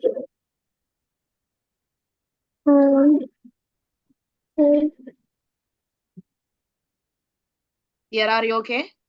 Yes. Assalamualaikum warahmatullahi wabarakatuh. Good evening, everyone. Today, I would like to talk about my life goals. Before I start, let me introduce myself first. Hi, my name is Tiara Zahra Putri Permana. I'm 12 years old. I'm from SMP Tedalu, Bidin grade 7. I'm a kind of cheerful, girls, friendly. I'm also like to socialize and make new friends. In the future, I would like to be a doctor. I love to help other people, so I think this profession is suitable for me. How I can become a good doctor? My plans to develop these skills is join volunteering activity or participation in a social activity such as team projects, social school organization, or school clubs, and train my empathy with others by helping friends or teachers who needs help.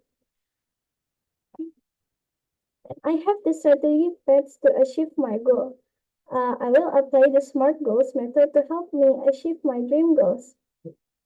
Due to the time constraints, I may not be able to explain all of the details, but I do believe the use SMART method can help me to achieve dream goals.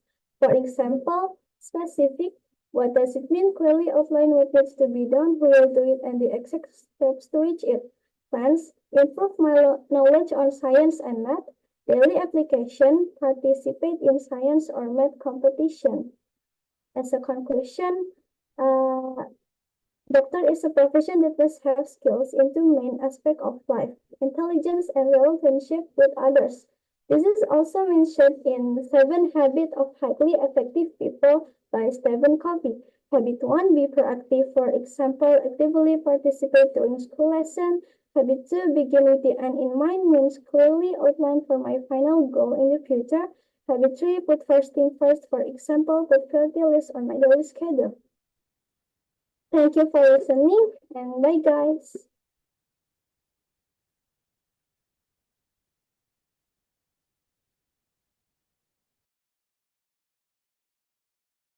All right, Tiara. Thank you. Guys, please do the sound check first before you start your presentation. Okay, let's just continue with Apsari Kinanti from 7D. Kinan, are you there? Yes, Miss. Okay, so are you ready for your presentation? Mm. Yes, please, you can start.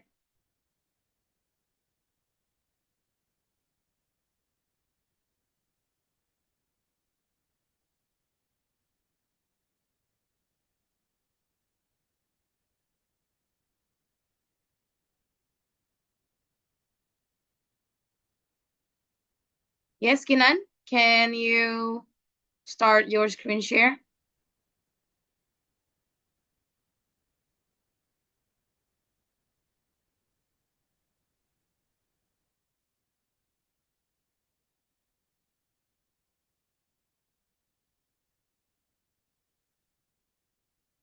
Kinan, are you ready? Yes, please. I don't know. Share the screen. Look at the green icon down below.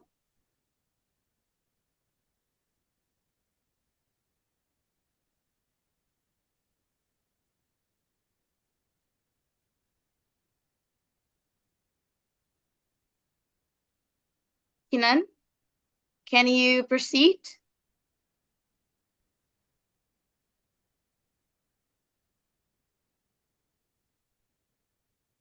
Can you continue, Kinan?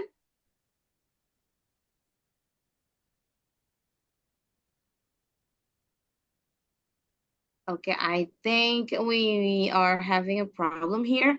Let's just continue to Myra. Queen Myra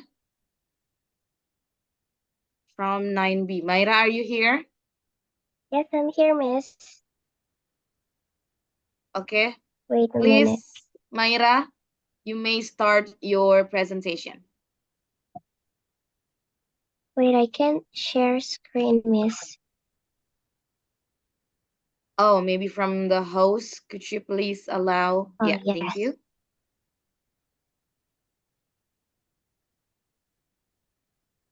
Where is the... Oh, yeah. Can you now?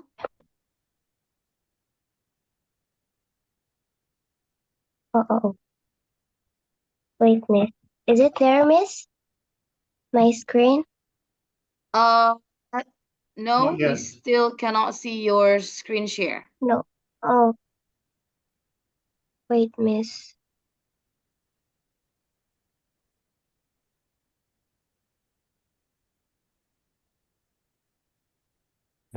Wait.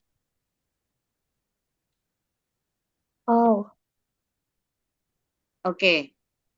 There you go. You are on the camera now. Can you screen share your slides? wait a minute, Miss. All right, take your time.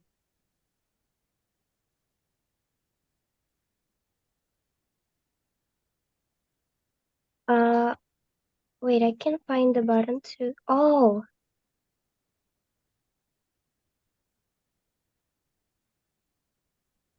Yes. Wait, Miss.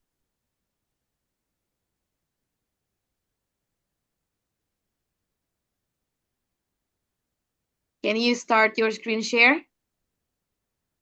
Oh, I can't find the button, Miss. Can we skip to the next speaker first?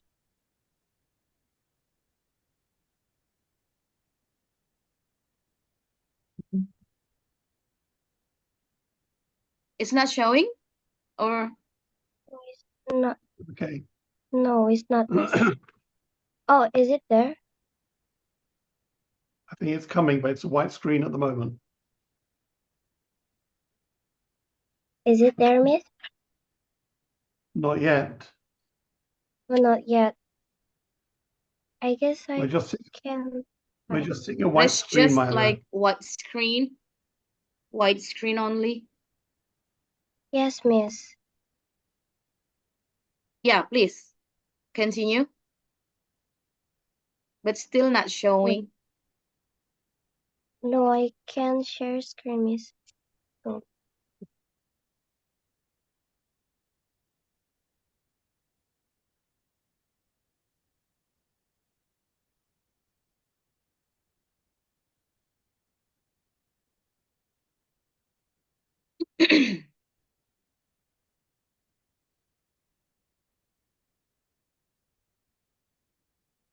What's the title of your?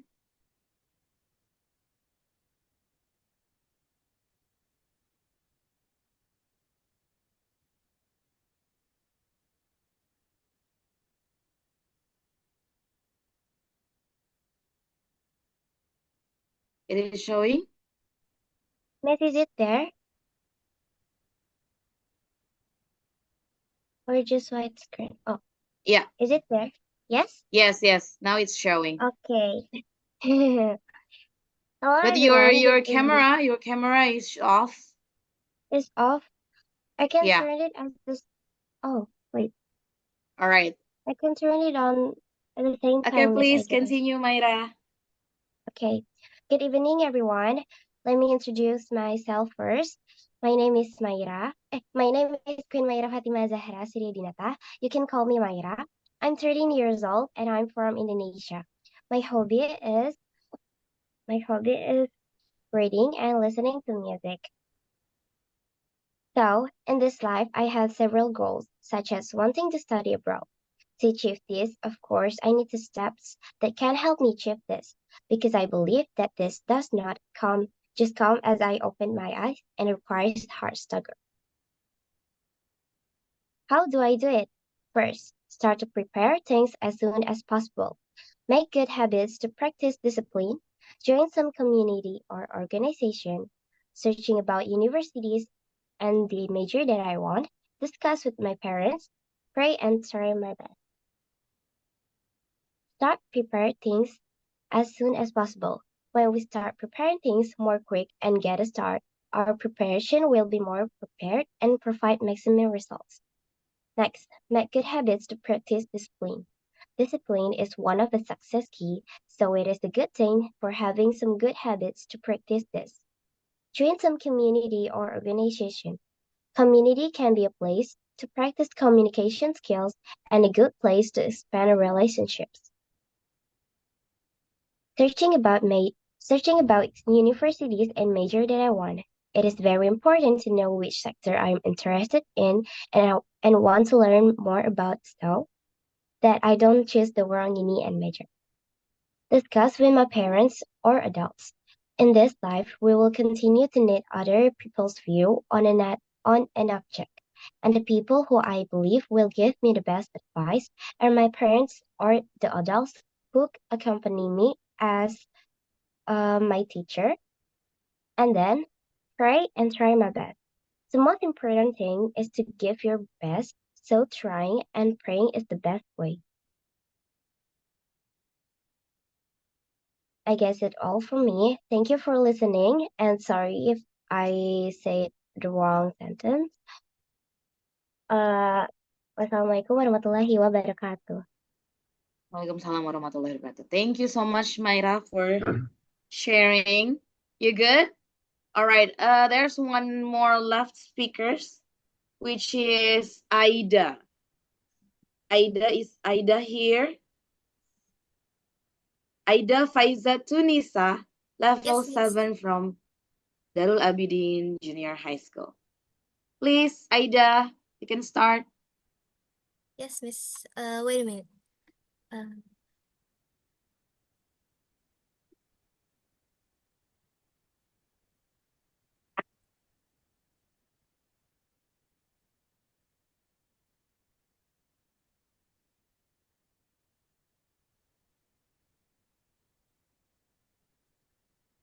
Presentate. Okay. Assalamualaikum warahmatullahi wabarakatuh. Hello, everyone. Let me introduce myself. My name is Aida Faiza Tunisa. You can call me Aida. I'm 13 years old and I'm from Darul Abidin Junior High School. Okay, today I'm going to presentation about my way. First, life goals. What are life goals? Life goals are personal milestones that you're aiming to hit and are usually bigger than everyday tasks and short-term objective. They're meant to be holistic, touching on your personal and professional life And of course, your life goals should reflect who you are. Second, I want to become a doctor because I want to help people who are sick so they can recover and return to their normal and cheerful activities again. I also want to be a book author because I think it's quite exciting and my work can be used as income and can entertain many people. And there are still lots of dreams that I want to achieve, such as join many organizations in my junior high school, continue studying abroad, and improve my presentation skill and confidence. How to get it? 1. I have to study diligently from now on so I can achieve my dream of becoming a doctor, can help people who are sick. 2. I have to diligently pray to God so that I can achieve my dream. And of course with parental support. Okay, it seems that's all I can say in this presentation. I'm sorry if there are any wrong words from me that are quite annoying. Thank you for taking your time to listen to my presentation. Thank you so much. All right. Thank you, Aida. All right, so Ida's presentations will be the last of our speakers today. There will be 8 more speakers for tomorrow from SMPIT Darul Abidin Junior High Schools. Mr. Mike, I think that would be Yes, all I think for that's it. the speakers. Let's move on. That was Thank a you, great Miss Theodora, performance. for the timekeeper. Thank you all.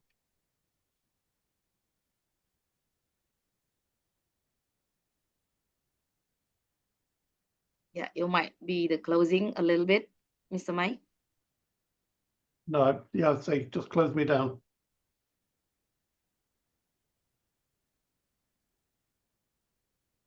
Okay, great. Thank you, Mike, and thank you to all the Agorians from Indonesia that came to speak today and present their wonderful speeches today. It takes a lot of courage as a young speaker to speak in such a large crowd of almost 60 people. So I want to congratulate all the speakers today. But now, before we move to the long-awaited awards ceremony, we would like to present 2 testimonials from the participants that won awards last year. They were also from Romania.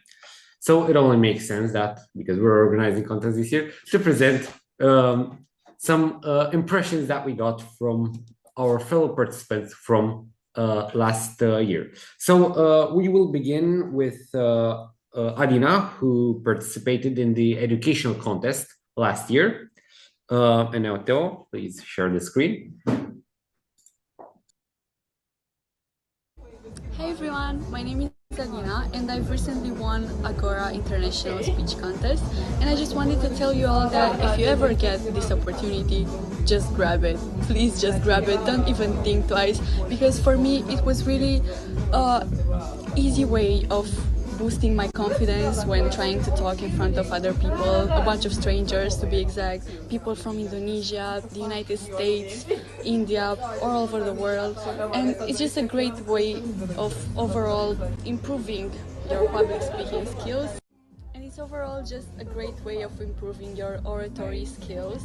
And you also have the chance of making a lot of friends. So yeah. Next up, we have Denisa, who competed in the social awareness category, also a contest category that we had today. So, Theo, please.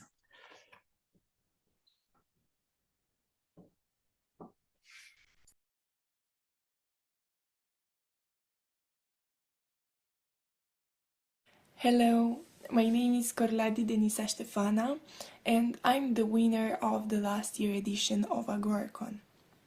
And I can say that this experience made me realize that my voice is important, and it helped me gain confidence in my beliefs and in my ideas, because after winning AGORACON, I understood that I should speak out when I have something to say and to not be afraid to speak up when people are not listening to me.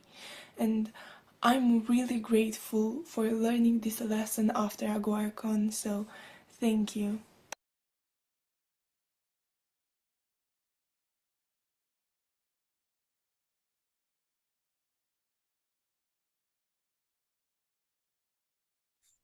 So now that we're done with that, I hope that these testimonials from our last year participants will motivate even more of you to participate from now on. But I think now it is time to move on to the long-awaited awards ceremony, which will be presented by one of the judges, Chris Calhan himself. So I would like to yield the floor to Chris for the awards ceremony.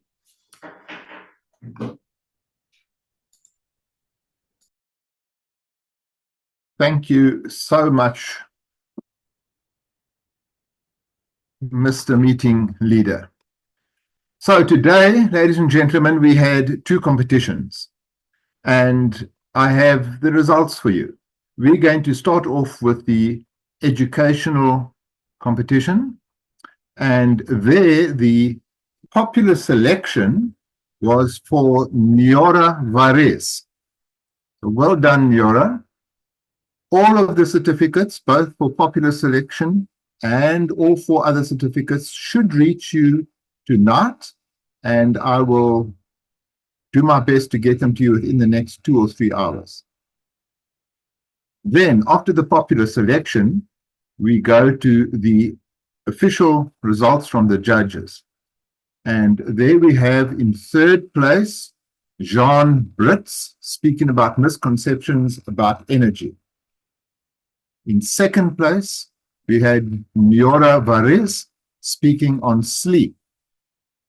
And in 1st place, we had Theodore Adrian Lazar with his chemistry class.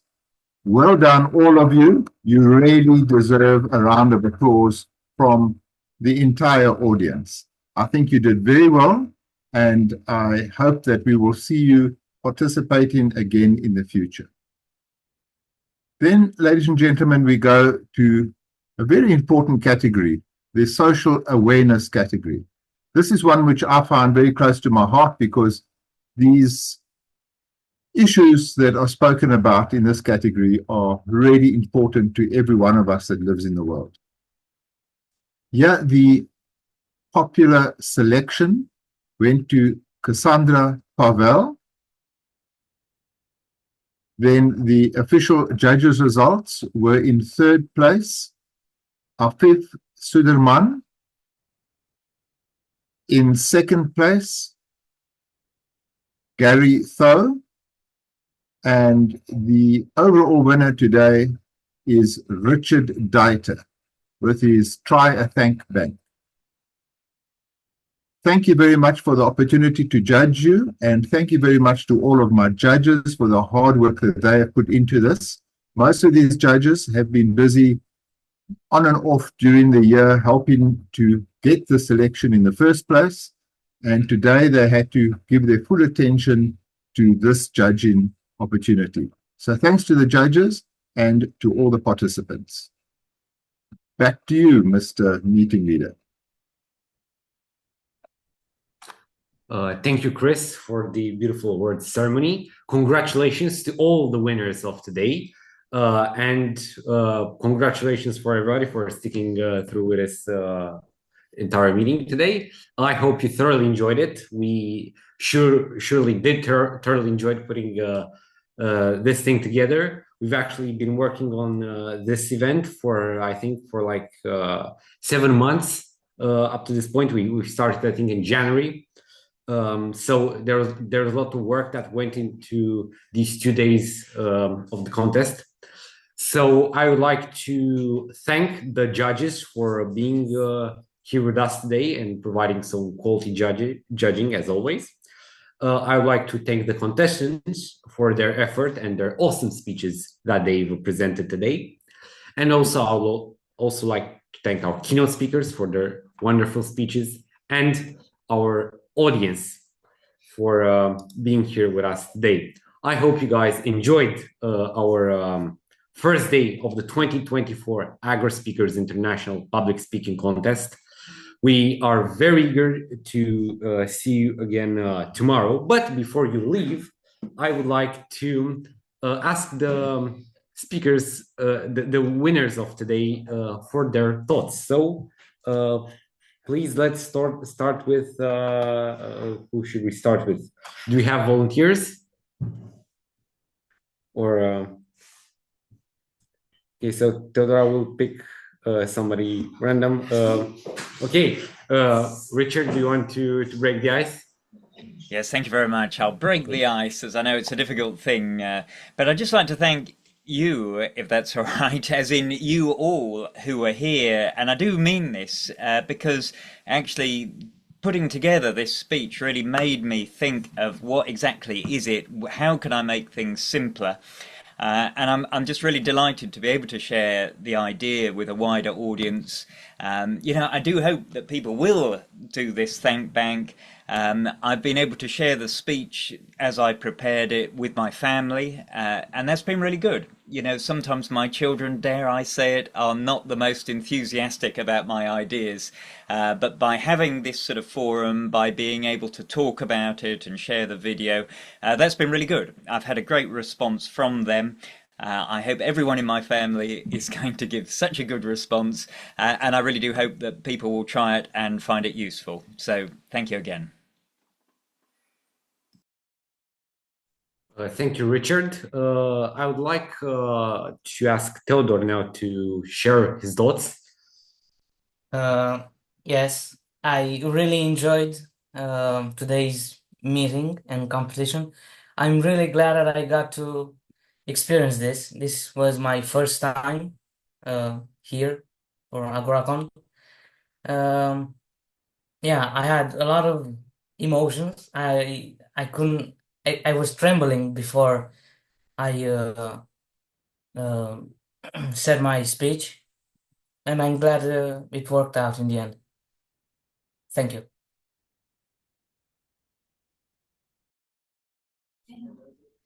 I think that, do we have more speakers that are still in the meeting that want to share their thoughts? Speak now or forever stay quiet. No? Okay. Do you have more or no? Sorry? Do you have more winners from today that would like to share their thoughts? I think I would like Nora, to share. go for it. So, fun fact about today. It's not my second competition today. So in the morning, I had like a band competition, which explains why I have this makeup on, because I just came back from a band competition and my band won like 3rd place. And then I won 2nd place in AGORACON, which is pretty amazing, honestly. And I say this was my first AGORACON. The first AGORACON I've seen, though, was only last year when I first actually joined Agora.